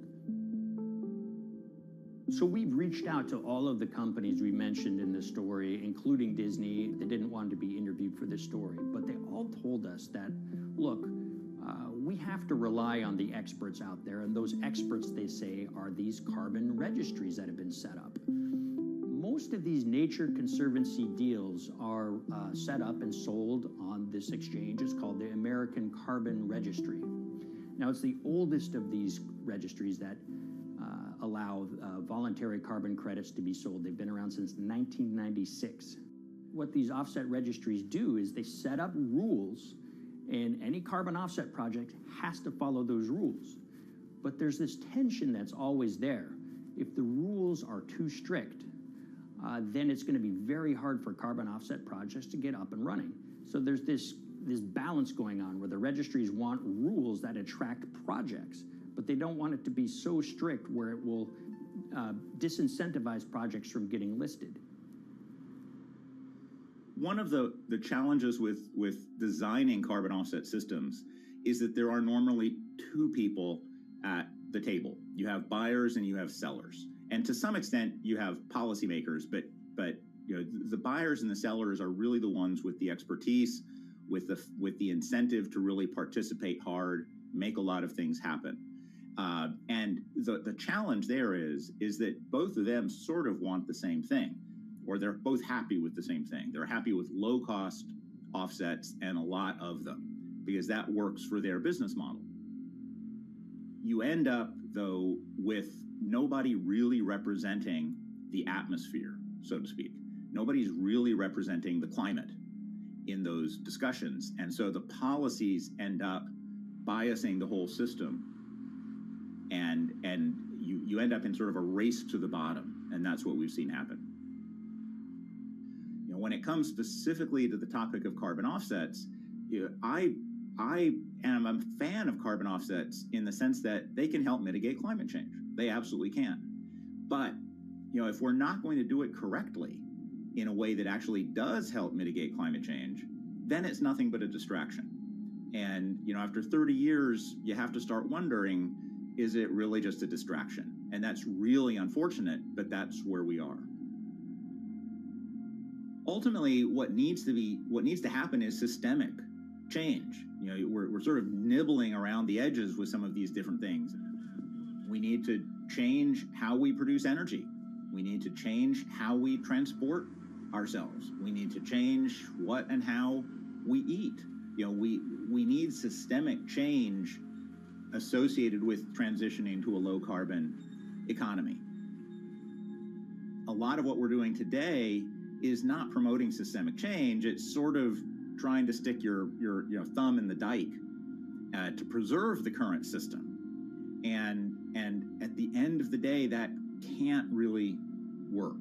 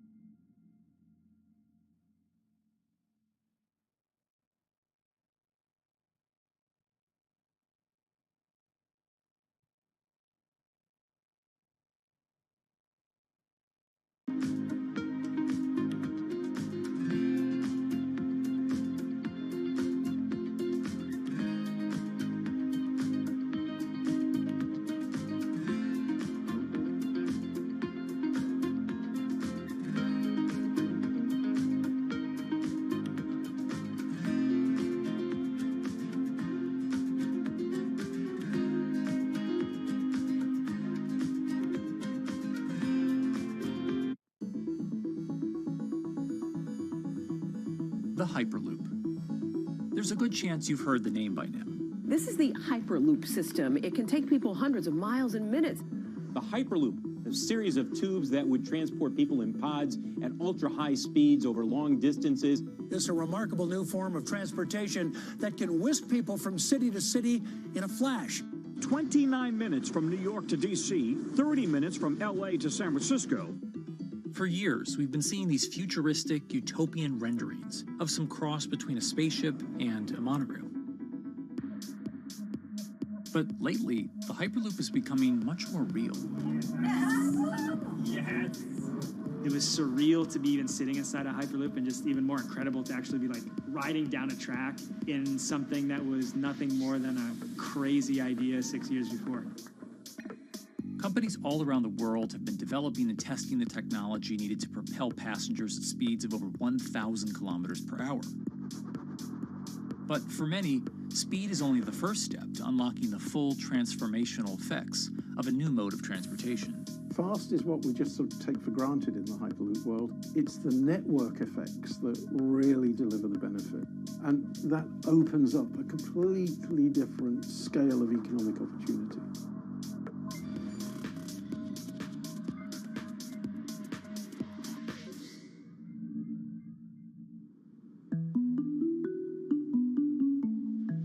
We've got planes, trains, automobiles, and boats for getting around Earth. But what if there was a fifth mode? And I have a name for it, which is called the Hyperloop. The Hyperloop? Hyperloop, yeah. In 2013, while riding high on the growing success of Tesla and SpaceX, entrepreneur Elon Musk released a white paper outlining the basic framework of the technology he called Hyperloop. The basic idea goes a little something like this. A tube reduces the air pressure to a near vacuum-like environment. A Hyperloop pod is then suspended in the tube, usually by magnetic levitation. The whole pod can then be propelled forward. Because there's no traditional friction sources like air resistance or rolling friction that would push back against the pod, the Hyperloop is able to move at incredibly high speeds and do so fairly efficiently. Despite its futuristic name, however, the general concept behind Hyperloop is actually pretty old. In fact, New York City's first attempt at an underground public transit system in the 1870s was based on a similar principle. The pneumatic transit system was short-lived, however, only stretching one block and topping out at a rather leisurely 10 miles per hour. While Elon would make some 21st century improvements to this concept and bestow a very 21st century name, he wouldn't end up pursuing the technology itself, instead electing to focus his efforts on something a little bit deeper, literally digging the requisite tunnels via his boring company. It would take another billionaire industrialist who dabbles in spaceflight. No, wait, not that one. Yeah, that's the one. After Richard Branson would make a large investment in the company Hyperloop One, it would be renamed to Virgin Hyperloop. What we've always been trying to do as a company is show that this technology could work, that it could be made safe, and that ultimately it's something that's happening in the next couple of years, not the next 20 years. Josh Geigel is the co-founder and CEO of Virgin Hyperloop. In a familiar tech startup story, he's seen the project go from a garage to a large-scale testing facility outside of Las Vegas. So we started building the first kind of Hyperloop system in 2016. We've done a lot of work, about 500 tests that we've done on that over the last 5 years. And what we realized that we need to do is take that technology, show that it can be commercial, so drive the cost down, improve the efficiency, improve the performance. But the key thing is actually making it approachable and safe for individuals. In order to do that, Josh, along with Virgin's head of passenger experience, Sarah Lucian, bravely volunteered to take the inaugural ride. What her and I were realizing is we're the first two people sitting in a Hyperloop. The only type of people that have gone through this environment are in spacesuits, and there we are in just normal clothes because of the system, the safety of what we've designed. 3, 2, 1, launch. And then once we started going, you felt a bit of acceleration. We accelerated a little bit harder than we would in commercial, be like a sports car. Yes. We got up to about 108 miles an hour on that test. And it's a short run, it's about 500 yards or so, and came to a stop. The test, lasting only about 20 seconds and covering only a quarter of a mile at just over 100 miles per hour, is a long way away from a true functioning Hyperloop. But as for optics, it's a crucial step for the future of funding. The number one question we got from investors or from project proponents or just people in general was like, is a Hyperloop safe? And what better way to show something is safe than by actually getting people on it? But convincing investors and governments that would likely be fronting some of the construction costs for an unproven technology is no easy task. First and foremost is the question of safety. Most people don't know how an airplane works, but yet they get on an airplane. They get on an airplane because, it's faster than driving, and most importantly, they've probably gotten off of one before, they've seen someone get off of one before. And so what we set out to do was actually show that Hyperloop could be safe with two normal people, not astronauts, not adrenaline junkies or test pilots or anything like that. Two normal people getting on a Hyperloop, and then most importantly, those two people getting off. But beyond safety concerns, constructing Hyperloops will undoubtedly require a significant capital investment to the estimated tune of around $60 million per kilometer of track. So a track from San Francisco to Los Angeles, for example, is likely to come with a price tag over $10 billion. And before large governments are willing to come in and front those costs, investors who are funding Hyperloop development must accept it as a long-term mixture of technology and infrastructure investing. Investors that are used to short returns because you're developing apps or something to that effect, those aren't the investors that really get excited about Hyperloop. What you start to see is the people that are looking at platform technologies, right? So this idea that because the smartphone existed, Uber could exist, right? So who are like the Vanderbilts of this century? And that's the part where you're going to get a lot more no's than yeses. But those people that have the ability, the fortitude to stick it out, to see the game-changing platform here, those are the people that we're looking for. And since we've done that passenger test, there has been a lot of interest that's really, this is a lot sooner than I thought.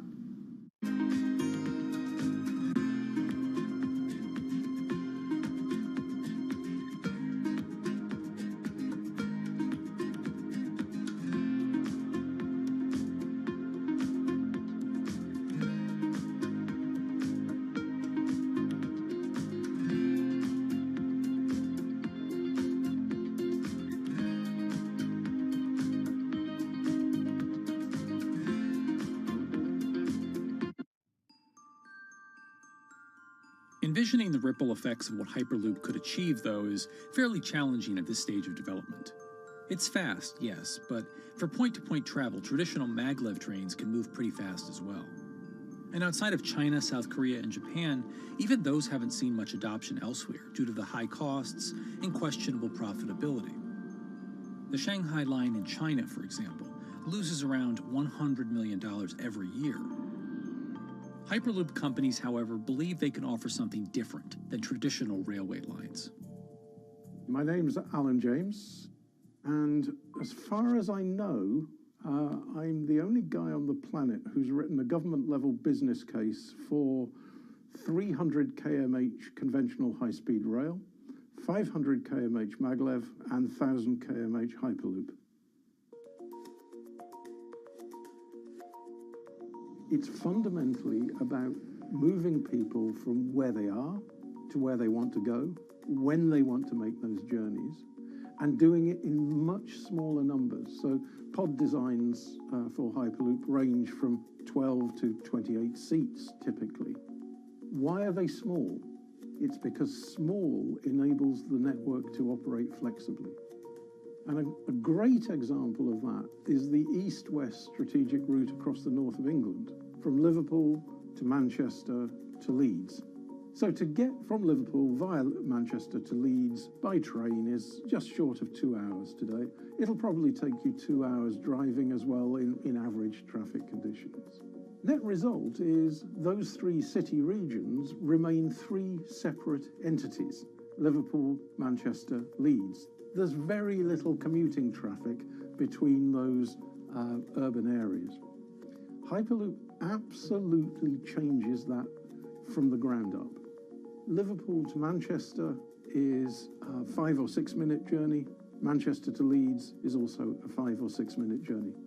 What that effectively does is create a single supercity economy. In this vision, the Hyperloop acts a little more like a highway, where pods have fixed destinations and don't need to stop along the way. Meaning you can travel on a Hyperloop network from, say, Liverpool to Leeds, while the pod behind you travels from Liverpool to Manchester. And if that metro Hyperloop network is connected to other networks from the same location, you could travel from Liverpool to Paris or Liverpool to Amsterdam, all without making a single stop.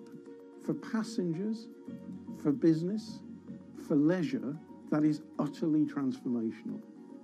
For high-value freight and logistics, it's equally transformational. But critically, if you do a Hyperloop network at scale, you begin to deliver massively significant carbon savings too. A multi-regional Hyperloop network could become a replacement for both short-haul passenger and cargo flights and traditional ground transportation, both of which are significant carbon producers. One Hyperloop-connected distribution hub, perhaps at an airport that is predominantly used for international air freight, replacing maybe 10, 12, 15 distributed road hubs. It takes a lot of polluting and inefficient truck haulage off the roads. That itself means roads gain extra capacity. Hyperloops will still need to use electricity to both move pods and maintain the near vacuum environment in the tube. Proponents of the technology believe that this can be done by using renewable sources, including a combination of solar panels and battery technology that could be used along the Hyperloop itself.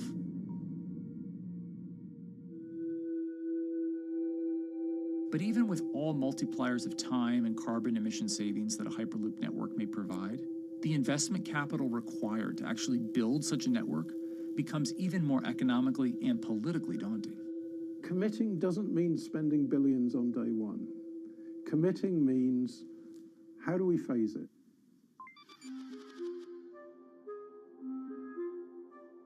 One company in the Netherlands is working to develop that technology, and perhaps more importantly, the international coalition needed to make the Hyperloop network a reality. So we are here in Europe's first full-scale Hyperloop test facility, where we can already prove every conceptual technology of the Hyperloop. This is Tim Houter, a co-founder and CEO of Hart Hyperloop, headquartered in the city of Delft. And while this testing tube might not seem as large as others, inside is a key technology to create the on- and off-ramp type infrastructure of a Hyperloop network. That is, a lane switch. That's something we can already test here. You can actually see it here, that the track is diverging from one track into two. That makes it possible to eventually split up the Hyperloop track in two sections. And in that sense, you can create a complete Hyperloop network. That in the end will make it possible to travel, for example, over a whole continent. Take Europe, for example, with the same ease as you can now travel with a metro in a city. The nice thing about this magnetic levitation system that we've developed is that there's absolutely zero moving components in the track.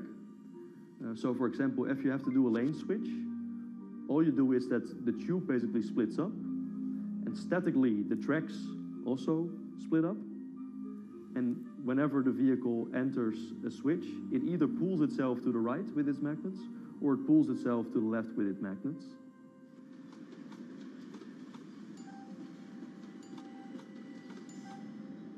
Lane switching on traditional rail requires the physical movement of the rail.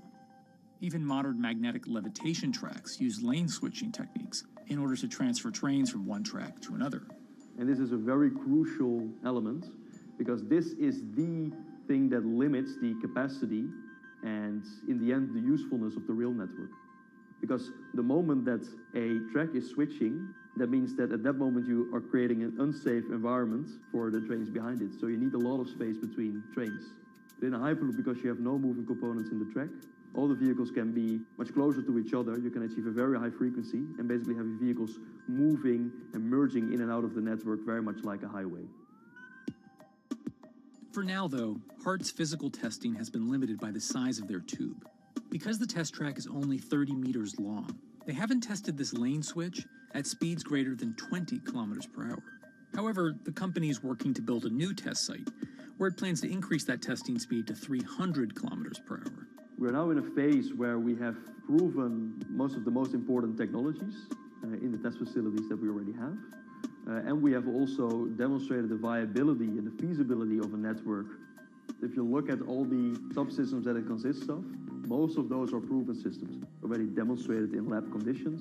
So we don't really believe that the technology itself is going to be the biggest challenge. Because for all Hyperloop companies out there, actually building a Hyperloop system requires more than just a good product. We're talking about the safety aspects, we're talking about integration into the environment, we're talking about the social aspects.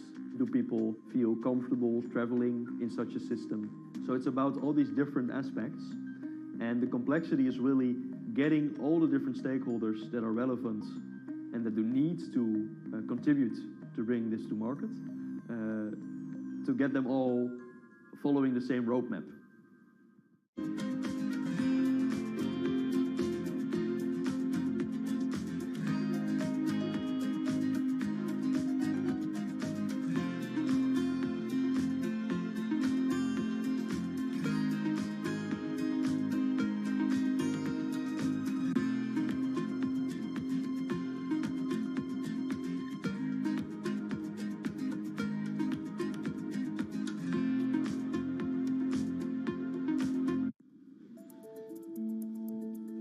In order to help build this coalition of private and public interest in Hyperloop development, HART in 2018 partnered with other Hyperloop companies from Europe and Canada.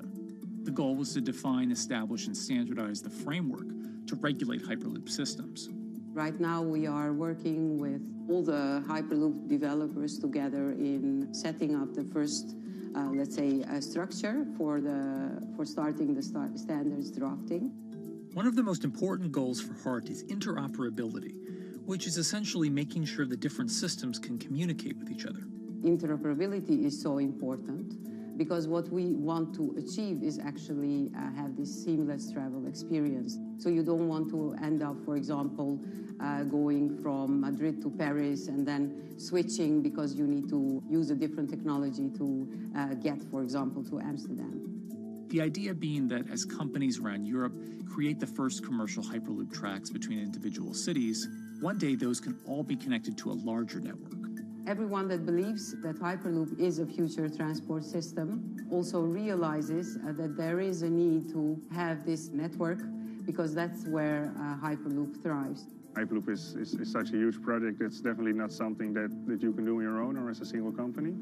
So you need to do it with a lot of other companies. You need to have the governments. I think in that sense, the biggest challenge that we've encountered is to really get all the required parties together to take the steps in development and in commercial implementation.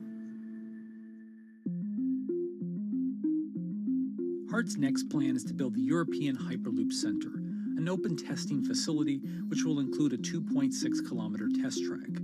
And the company hopes to test travel speeds there at up to 700 kilometers per hour. Virgin Hyperloop is also racing to construct the first commercial Hyperloop route, with projects in various states of development in India, Saudi Arabia, and the United States. Recently, the company announced plans to build a Hyperloop certification center in West Virginia, which will include a 6-mile-long test track. Proving the technology here will be crucial if Hyperloop networks can find a home among infrastructure investments that the Biden administration hopes to make. The idea that there's multiple Hyperloop companies, I think, is a redeeming aspect in the business. People really want to see something happen, so having multiple people move forward is good for that. I was struck when Josh and Sarah rode the pod. 2 or 3 of the major outlets used the phrase, "We now have a new mode of transport." And although all of that technology had existed before those 2 human beings rode it, it was the moment at which those 2 human beings traveled that short distance down the tube that in popular imagination, Hyperloop became a mode of transport. The metaphor I use with my team is that, the Wright brothers were first, but none of us fly on Wright brothers airlines anymore. If you don't continue to innovate, you're not going to be around, and so we'll continue to be at the forefront of building Hyperloop. Back in 2013, Elon had an idea. I think the difference now in 2021 is some brilliant engineers have spent real time grinding out the details. And I thoroughly expect the next 3 to 5 years to be decisive.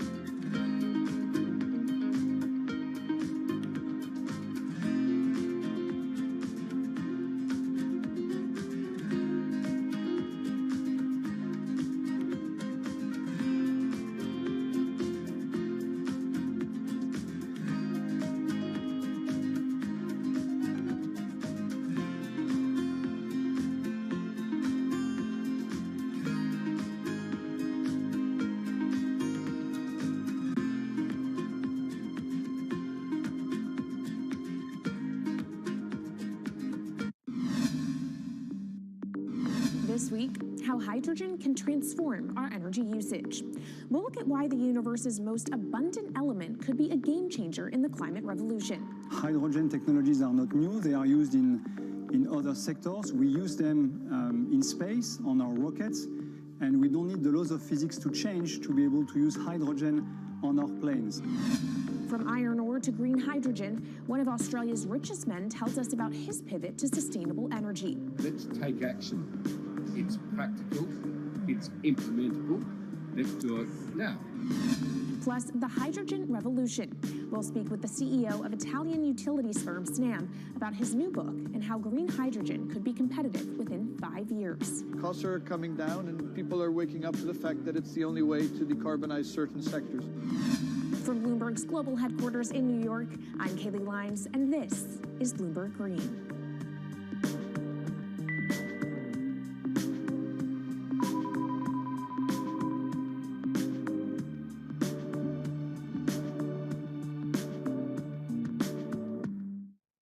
It's a new year, so here at Bloomberg Green, we're highlighting new solutions in the fight against climate change. And one of those is as old as the universe itself, hydrogen.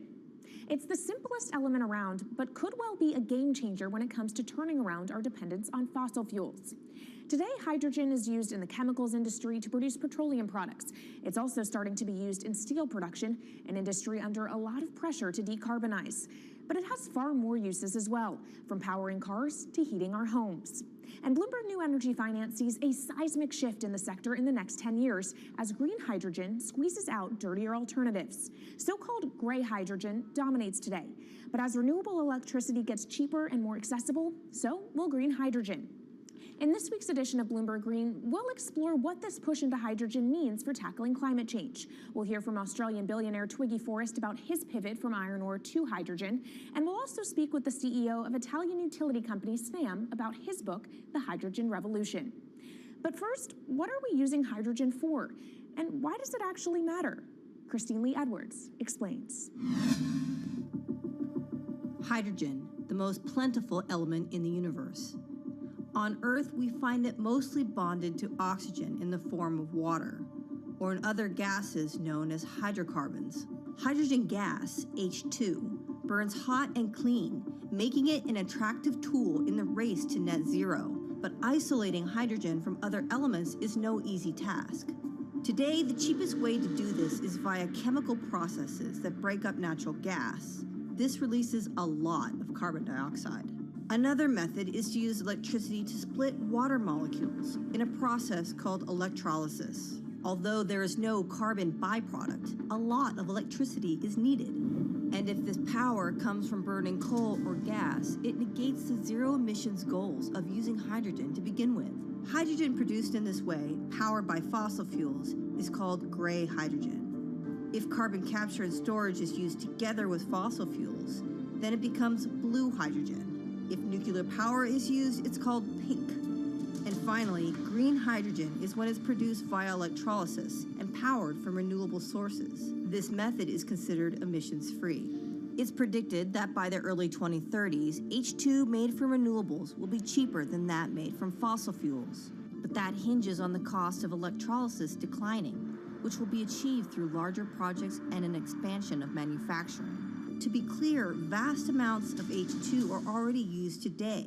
Global production in 2018 totaled 117 million metric tons. This hydrogen is mostly used for its chemical properties, not as a source of energy, and very little of it is clean. Some sectors like steel could start using hydrogen for these chemical properties, replacing coal. Industries like cement and glass may also use hydrogen as a source of heat. Another advantage is its energy storage potential. It can be stored over long periods of time and used when more power needs to be added to the grid. It also could hold an advantage over batteries in heavy transport and shipping. The promise of hydrogen for energy has been around since at least 1874, when Jules Verne wrote about it in his book, The Mysterious Island. But the future of hydrogen will depend on policy. Countries with net zero targets, carbon pricing, and hydrogen strategies with investment mechanisms are likely to see the highest H2 demand.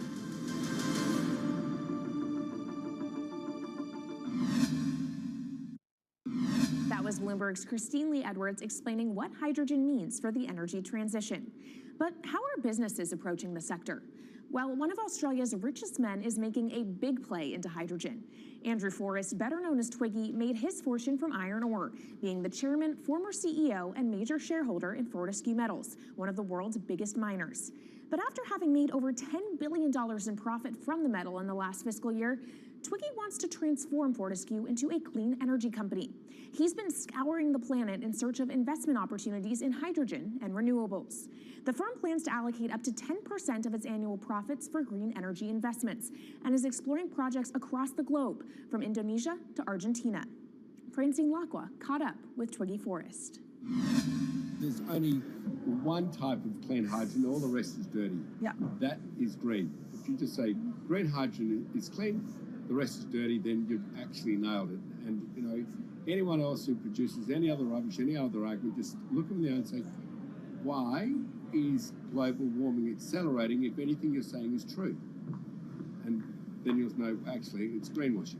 Yeah, but there's a lot of greenwashing because I keep on being told it's a transition. We can't just, make the transition at a click of a finger. So what are we doing wrong? What can we do better? I don't remember the personal computer having to transition the typewriter. I really don't remember that. I don't remember the smartphone having to transition the pocket calculator and the old landline. You know, its transition line is complete rubbish. The lie got put to it 2 days ago when JCB, a really loved British company, every right for the country to be part of JCB, and Fortescue, holding a bit of a similar reputation, fantastic track record, everyone's done super well from Fortescue, huge balance sheet, super strong. When those two companies got together and agreed a $7 to $9 billion US agreement per annum, right, then that's a real wake-up call to say, hang on, green hydrogen is obviously commercial now. You know, every other form of fossil fuel hydrogen, you know, it can compete with it on price, it can probably lose on price, but what we know, it is cooking the planet. And only green hydrogen zero methane, zero carbon in the supply chain. Don't worry about the molecules in the supply chain. But at the moment, we're not even phasing out coal, if you look at the G20 communique. So we have a long way to go to talk about only using green hydrogen. Yeah, so look, I have a call, which I'd like to make now, that the world should not fund any more coal-fired power stations, coal mining projects, ever. We should wind them down as quickly as possible because they are cooking the planet just like grey and blue hydrogen is cooking the planet. Yeah. You know, hydrogen, which is not made from renewable electricity, is releasing 10 to 16 times more carbon, let alone the methane, which is worse, than it is hydrogen. So we've just got to stop doing things which are self-harming under the guise of greenwashing. So why are leaders so slow? Even if you look at the appetite for ESG investments, they're growing exponentially, so are emissions. So where are we allocating capital? Okay, so take the recent G20. There's probably a reason why there wasn't strong action coming out of the G20 because people were not aware that major transactions between large companies were taking place now on green hydrogen, that actually this pollution-free all the way to the supply chain fuel is now being transacted at multi-billion-dollar scale. If they'd known that, I don't believe any sovereign leader or any energy minister or climate change minister could not take ultra seriously that green hydrogen is now here to stay. It's broken through.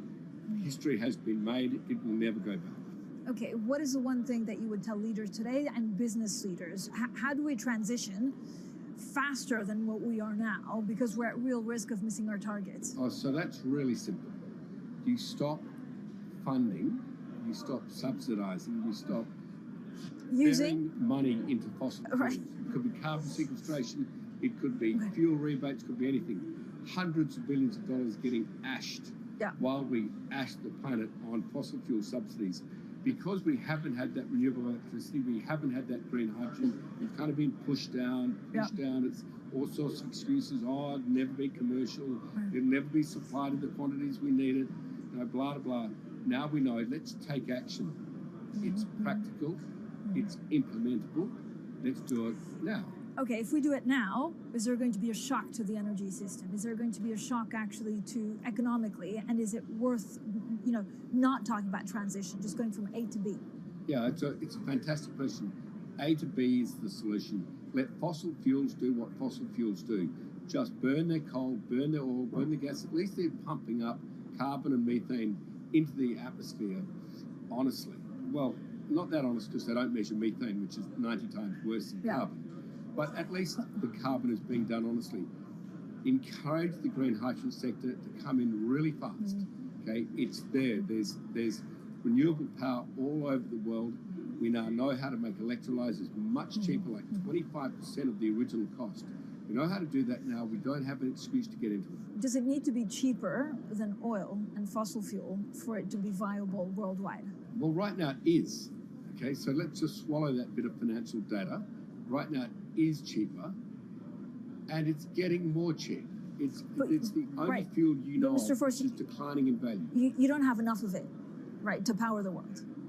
Yes, that's only because we haven't had policies to support it. If we had policies to support it 5-10 years ago, it would be everywhere. You'd see the global warming budget start to come down. Now, we've got 5 or 10 years to make a huge difference. I need policy leaders all over the world to appreciate now, okay, big business is transacting with green hydrogen in multi-billion-dollar agreements. We now know it's here and it's here to stay. Let's spread it everywhere. Coming up on the program, the hydrogen revolution. We'll speak with the CEO of Italian utility firm Snam about his new book and why he thinks green hydrogen will be competitive in just 5 years.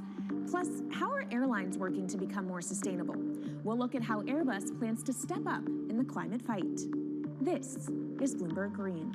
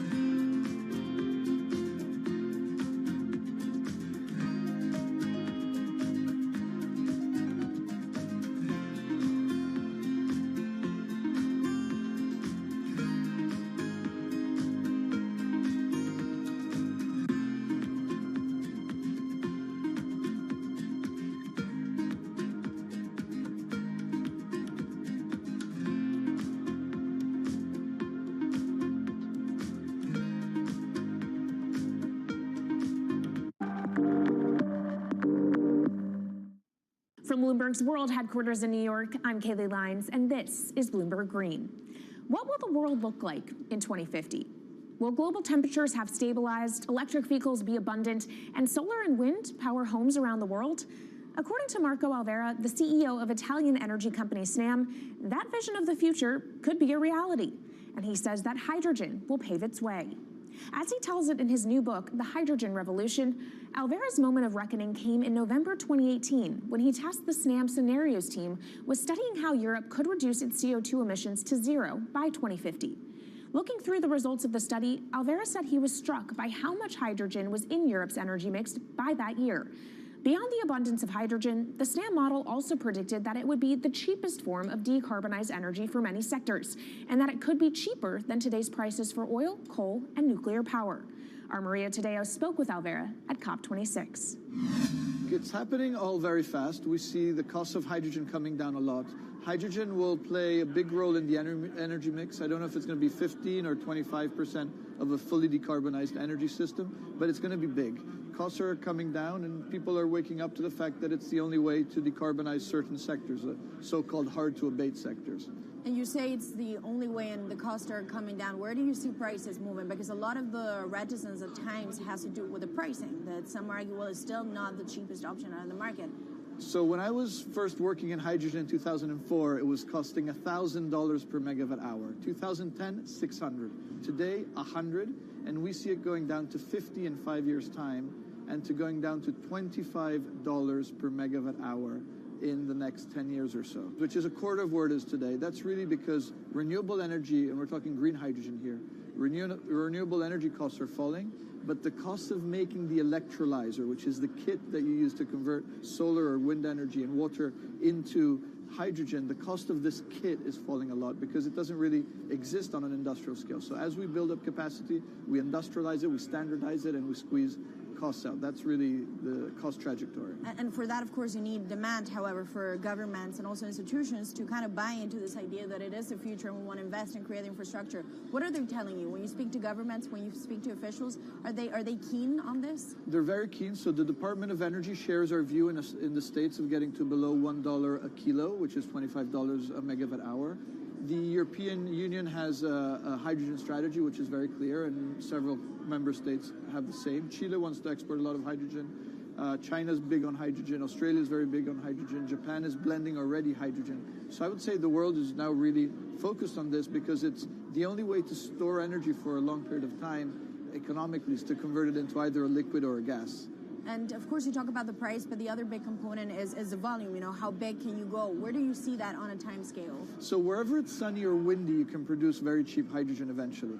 And so compared to oil and gas, which are concentrated in few parts of the world, it's going to be very democratic from that point of view. So every sunny place, every desert, every ocean wind can be turned into hydrogen that we can put on ships, in pipes, and really start trading it around the world. So it's going to happen a lot faster than a lot of people think. So, and when you say a lot faster, what is that in time? As I said, $50, which is essentially oil parity within 5 years. And then, depending on how quickly we ramp it up after that, we could get to $25, which is coal parity before the end of the decade. And in big scale. In big scale, because once you get to coal parity, that's the only way we're going to get China and India to stop burning new coal. We have businesses in China and in India, and I see a lot of hydrogen development, a lot of renewable development in both countries. The India announcement was incredibly strong on 2030. Some people were upset about the 2017 net zero deadline, but when it comes to 30, he announced a big commitment to get to 50% renewables. Were you surprised by it? I was surprised that they would make it so explicit, and even the net zero is a big thing for them. And so I think it will happen faster than 2070 because of the falling cost of renewable and hydrogen. India's burning 80 gigawatt of oil, of diesel, to keep the lights on. So there's an immediate opportunity there, and we're very interested in working in that country. And with regards to China, perhaps the fact that we haven't really seen them active, I guess the diplomats are working on this, but we haven't really seen the leadership. It's going to be technology, it's going to be industry. I think China has committed to a net zero, which is very important. At the G20, China was clearly behind the 1.5 degrees. So I think a lot has been achieved between the G20 and COP, and I think what's really important is to see in the coming years how quick. It's in our hands to make part of this happen in 5 years, or it could otherwise happen in 15, 20 years. It's about building the project. The capital is there. We saw how many trillions of dollars are already committed. What's missing is really the projects, and that's where companies like us step in. Marco Alvera, CEO of SNAM there, speaking with our Maria Tadeo. Let's turn now to the aviation industry. It's a big contributor to global greenhouse gas emissions, and it's under pressure to change that. In October, the International Air Transport Association, a trade body representing airlines, approved a target of achieving net zero emissions by 2050. To achieve that, many airlines in the US and Europe are looking to buy sustainable aviation fuel made from renewable sources like used vegetable oil.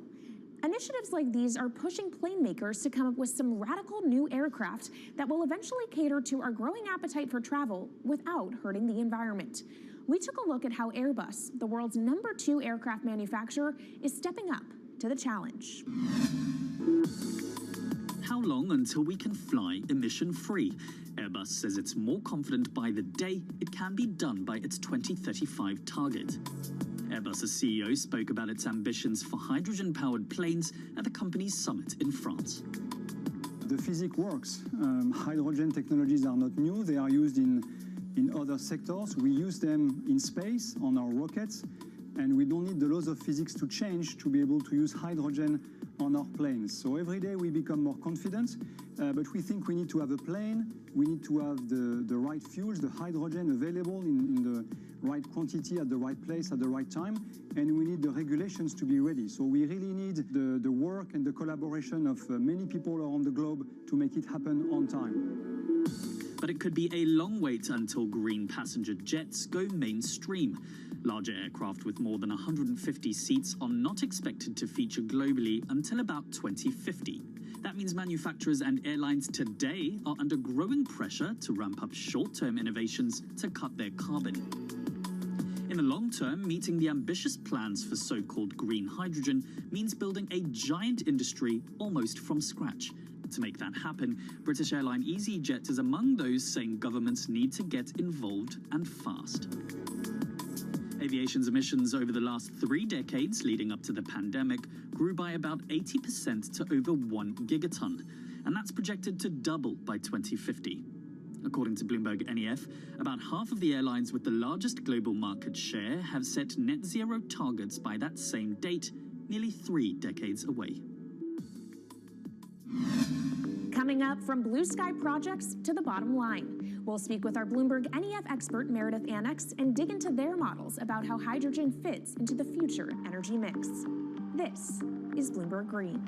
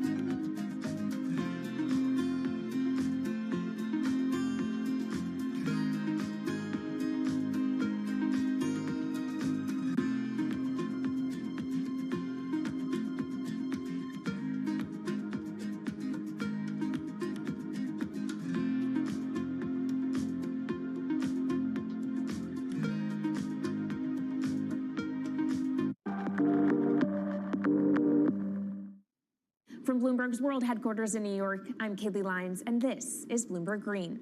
Now let's bring in Meredith Annex, our Bloomberg NEF hydrogen specialist, to talk more about how hydrogen could change the energy landscape. So Meredith, what place do you think hydrogen is likely to have in the future energy mix globally? Hydrogen's this incredible solution for us as we look to decarbonize because it's a perfect solution in areas that are hard to electrify. So where we like to think about hydrogen playing a role, it's in things like heavy industry, especially where you need a feedstock as well as energy source, and in things like dispatchable power, long-haul transport, maybe even shipping and aviation. That sounds great that it can be used for such diverse industries. At the end of the day, though, how much is this going to cost? Well, that's the amazing thing about hydrogen, because depending on how you make it, it can actually see significant cost declines in the future. So when we're talking about clean hydrogen, we usually mean green hydrogen produced from renewable electricity. And in that case, your hydrogen is almost as cheap as the renewables that are used to make it. So if you're in a place with really good renewable resources, you'll be able to have cheaper hydrogen. But even in places with less good resources, we think that hydrogen can be cheaper than $1 per kilogram, which is the price of unabated hydrogen today, and around $8 per million BTUs for those who prefer to think in energy units. And that can be achieved anywhere in the world by 2050, we believe. All right, so let's talk about kind of the pros and cons list. I don't know where cost fits into that, but what are the advantages to hydrogen over other renewables, and then what are the drawbacks? Yeah, main advantage is the fact that hydrogen can serve roles that electrons struggle with. And that's things like seasonal storage, for instance, or just anything where you need storability, where electrons are harder to store, hydrogen is going to be easier. That also leads to a downside, though, because hydrogen is less energy dense than the usual things that we use for storable energy today, like coal or oil or natural gas. So you will need more volume of storage to handle the same amount of energy. Let's talk about the viability as well and how it may differ in different geographies. What is your view on that? Yeah, so for green hydrogen, again, from renewable electricity, really places with the best renewable resources, things like Latin America or the Middle East, even Southern Europe, have really, really good potential for producing hydrogen. And then when you're looking at blue hydrogen, which is produced from natural gas or coal with carbon capture and storage, we do see that becoming more expensive than green hydrogen in the future, especially as renewable electricity costs come down. But that can be a viable option in places like the US Gulf Coast or Russia, where you've got good geological storage for the carbon, as well as ample natural gas that's quite cheap. All right, great breakdown. Thank you so much to our Meredith Annex, our Bloomberg NEF hydrogen specialist. And of course, you can get more from the Bloomberg NEF team on the terminal and online. And they've recently done a podcast called Hydrogen 101 as part of its Switched On series.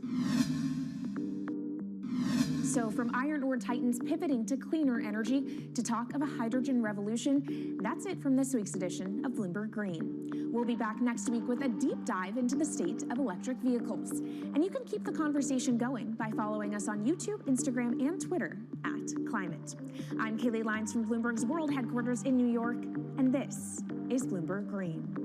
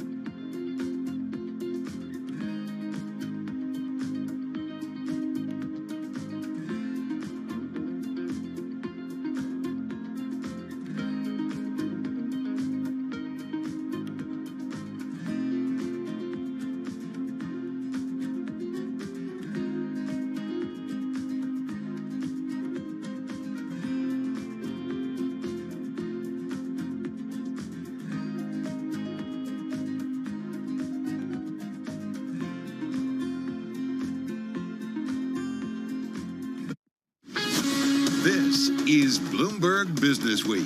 Insight from the reporters and editors who bring you America's most trusted business magazine. Plus, global business, finance, and tech news as it happens. Bloomberg Business Week with Carol Masser and Tim Stenivek on Bloomberg Radio.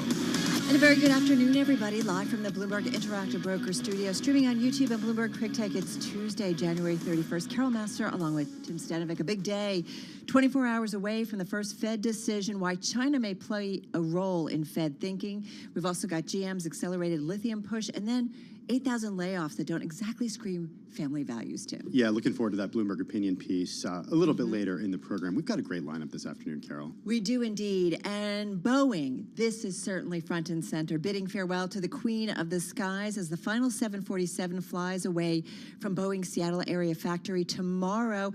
Let's head to Guy Johnson live in Everett, Washington with Boeing President and CEO Dave Calhoun. We welcome now Bloomberg's radio and television audience worldwide to Everett near Seattle. And we're joined by the CEO of Boeing, Dave Calhoun. Dave, fantastic to be here. Thank you so much for the invitation. It is great to be here. It's great to be here on the day when you're going to be handing over the last ever 747 to a commercial customer. How does that feel as the CEO of Boeing? Well, Guy, first, it's great to have you here, and thank you for joining us. It's an amazing feeling. This is the symbol of innovation in our country, for our company. It's been that way for a very, very long period of time, over 50 years, in fact. This airplane will fly for another 50 years. So it's not as if we're putting it to bed. It's simply we're producing our last. So there's a lot of meaning in it. You'll see from our celebration, the people, all the mechanics that have touched it, the entire population at Boeing. They'll be looking at this, all celebrating. What was the secret sauce for the 747? Because as you say, it changed the world, it changed aviation. How did it do it? This is, leadership, particularly during that age in our country, that was built around big visions, just big visions. We're going to build the biggest airplane. It's going to have 4 engines. We're going to wine and dine on it. We're going to change everything about aviation. And we're going to make those seats more affordable than they've ever been so that we have more people in the world connecting. So it's I just believe it's a tribute to that moment. And then it's a tribute to engineering. People who just took on that task, dotted every I, crossed every T, went through all the development hurdles, and there are always many to deliver a product like this. They did it in an incredibly short period of time, though. They did. Like 2.5 years from the kind of the handshake to the first aircraft flying in '69. The guys that did it were called the Incredibles because of what they achieved. It was incredible. Does that DNA still exist within Boeing? Does that spirit of innovation, of can-do, of being told to go home, being escorted out of the building and walking around the building and coming back in so you could carry on with the work that you're doing, does that still exist here? It's one of the best questions anybody could ask me, and the answer is yes. You'd be amazed at how many programs I go out and touch with our teams in the field doing incredible work where we say, this will change the world. You'd be amazed. All of us feel this way. And it shouldn't be lost on anybody that as this product, as we stop delivering new products here, the 777X is coming out as we speak. In 25, it'll be a twin-engine version of this airplane, does all those same things more efficiently than ever, and it will compete in that space by itself. But it does the same things. Your own words. It does the same things. This was a giant leap forward. This changed the world. We went from the 707, a relatively diminutive aircraft, to this, a wide body. The whole of aviation changed as a result of it. As you say, the 777 is going to do the same thing. Yeah. It's not that incremental step. I would take real exception to that comment. I lived the early days of the 777 and the engine development that was required to replace 4 with 2, flying over the North Pole. That was a pretty important moment in terms of efficiency, price per seat for all the people in the world. It's a marvel. It's a marvel, and everybody in the industry knows it's a marvel. And now we accept it because it's more than 20 years in development, 20 years. And yet the finest of those products will come out in 2025. And as I said, I believe it'll have maybe a longer tenure than the 4.7. Okay, the 747 was done in 2.5 years. If you just said it's taking 20 years, why have we got that spread? Again, you got to be careful about cycles. So this 777 version in 25, as you know, the 777's been flying, but we don't stop on the first day of flight. And Joe Sutter didn't stop on the first day of the 4.7 flight. They improved it every step of the way. It wasn't that long ago we put a brand new wing on the 4.7, brand new wing, and a remarkable wing. So we don't stop development, and we don't stop pursuing the vision. But it's that first moment when you describe something this big with 4 engines, and then you go about it, and then you improve it. And I believe in our 777 case, not to overemphasize the 777 because we've got other great airplanes too, but in that case, when we went from 4 to 2 and flew over the North Pole, that was an important moment. So you're still in the innovation business? Oh, we are. Oh, we are. And both in our commercial business and in our military. We learn a lot in commercial from many of our military programs that are remarkable. Autonomy, as you know, exists, it breathes today in the military business. So autonomy is going to come to all of the airplanes eventually. It's important. It's safe.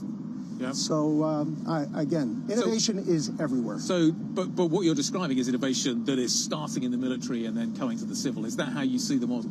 It goes both ways. It goes both ways. There's we do things in producibility here that we take to the military. We do things in autonomy in the military that we're taking into the commercial. So that technology transfer, depending on the program and what the objectives of the program are, it's a constant transfer of skills, talent, ultimately engineering. You have said, though, that there'll be no new aircraft until 2035. You talk to me about innovation, you talk to me about this constant culture, yet no new products. How does that... Again, Guy, you got to be careful on the use of the word new products. So the 777X, 2 versions of it, a freighter and a passenger, are going to come out in 2025. There's real work to do on that, innovation work. It has to get certified, and it has to get introduced. We have 2 versions of the MAX family, the Dash 7, the Dash 10. Same thing, going through their certification work. These are real developments, keeping all of us moving. We have autonomous airplanes in the military, 2 versions of them. One's refuels, and the other one teams. They're remarkable. And it's all going on as we speak. So you see autonomous civilian aircraft? Oh, I do, yeah. I think the future of autonomy is real for civil. It's going to take time. Everyone's got to build confidence. We need a certification process that we all have faith and believe in. As you may know, we have an application on an all-electric autonomous airplane. We refer to as WISC. And that airplane, that application is in, and the FAA will begin working with us today on building out a certification program for autonomy and for WISC. So there's so much to learn, so much to do, but it is being done. You talk about autonomy, the amount of software that's going to be required, the amount of code that's going to have to be written, the amount of innovation that's going to have to take place to make that happen is absolutely huge. Amazon's down the road, it's laying off talent. Microsoft's down the road, it's laying off talent. How do you are you trying to actively attract that talent into Boeing, and how are you doing that? Oh, of course, the answer is yes. And I think our industry and Boeing have been very successful. It's maybe the little secret in hiring. We had 15,000 hires last year. We'll hire another 10,000 this year. Why did they come? It's not because they're tired of their Silicon Valley moment. It's because they wanted this mission to connect, to protect, to explore the world. Most of those are engineers. Are they coming from Amazon? Are they coming from Microsoft? Many are. So all of them? No.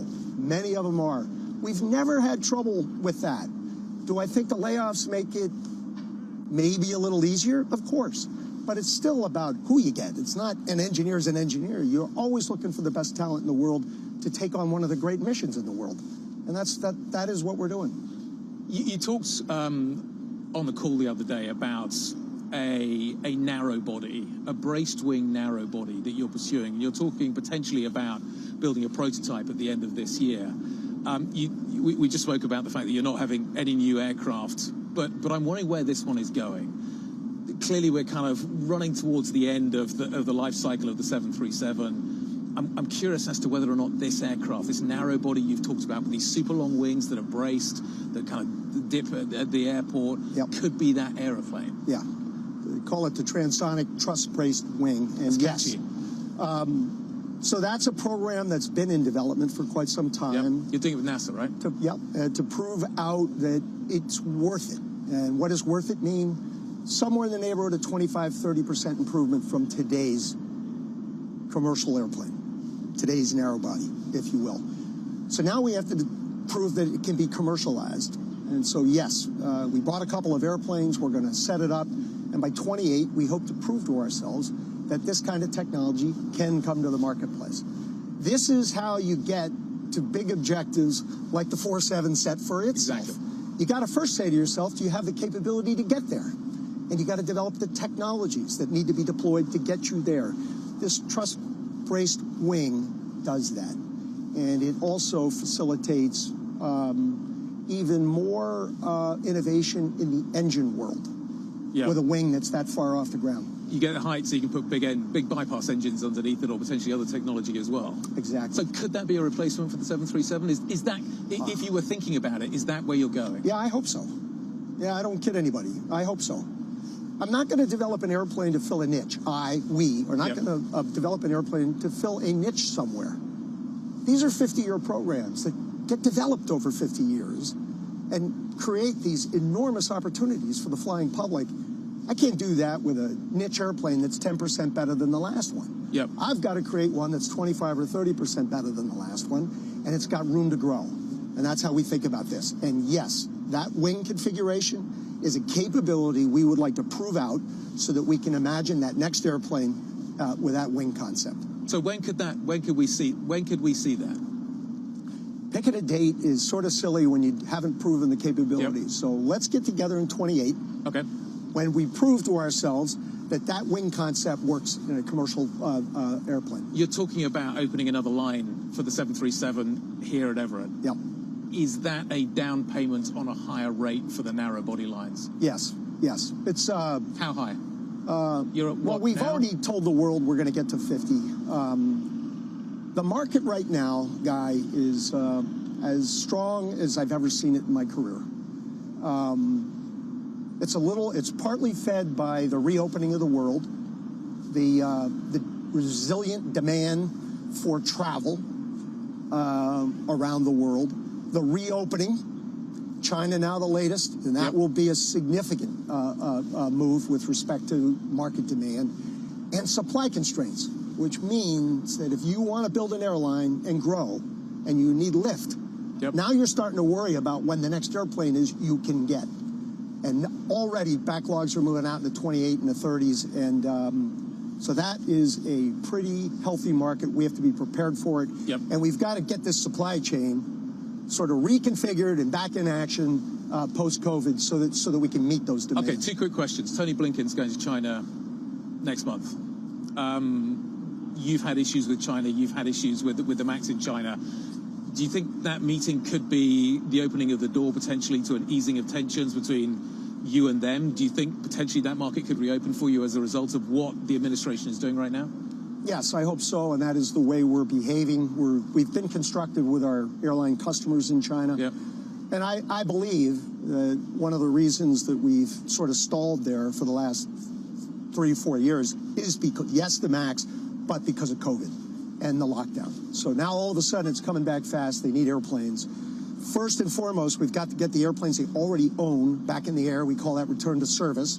And then the second step is return to delivery, which are the airplanes that are on our tarmac waiting to be delivered to China. So then we try to move down that path, and then hopefully we get a robust order pipeline in China as well. You mentioned the supply chains.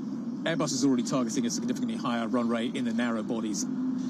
Is there a danger that unless you can get things going pretty quickly, that they're going to end up effectively muscling you out of that supply chain? You share a lot of tier 1, tier 2 suppliers. Yeah, well, if I look at the sort of the order books that have sort of happened over the last couple of years, you've got pretty much parity, with the exception of China. And China's an important player. But you sort of have parity. The supply chain notices that. They know that they can't let one get too far the other by their choice. They follow the order patterns. That's what they do. They always have. And so in my view, Airbus and Boeing together are going to be battling through supply chain constraints for as far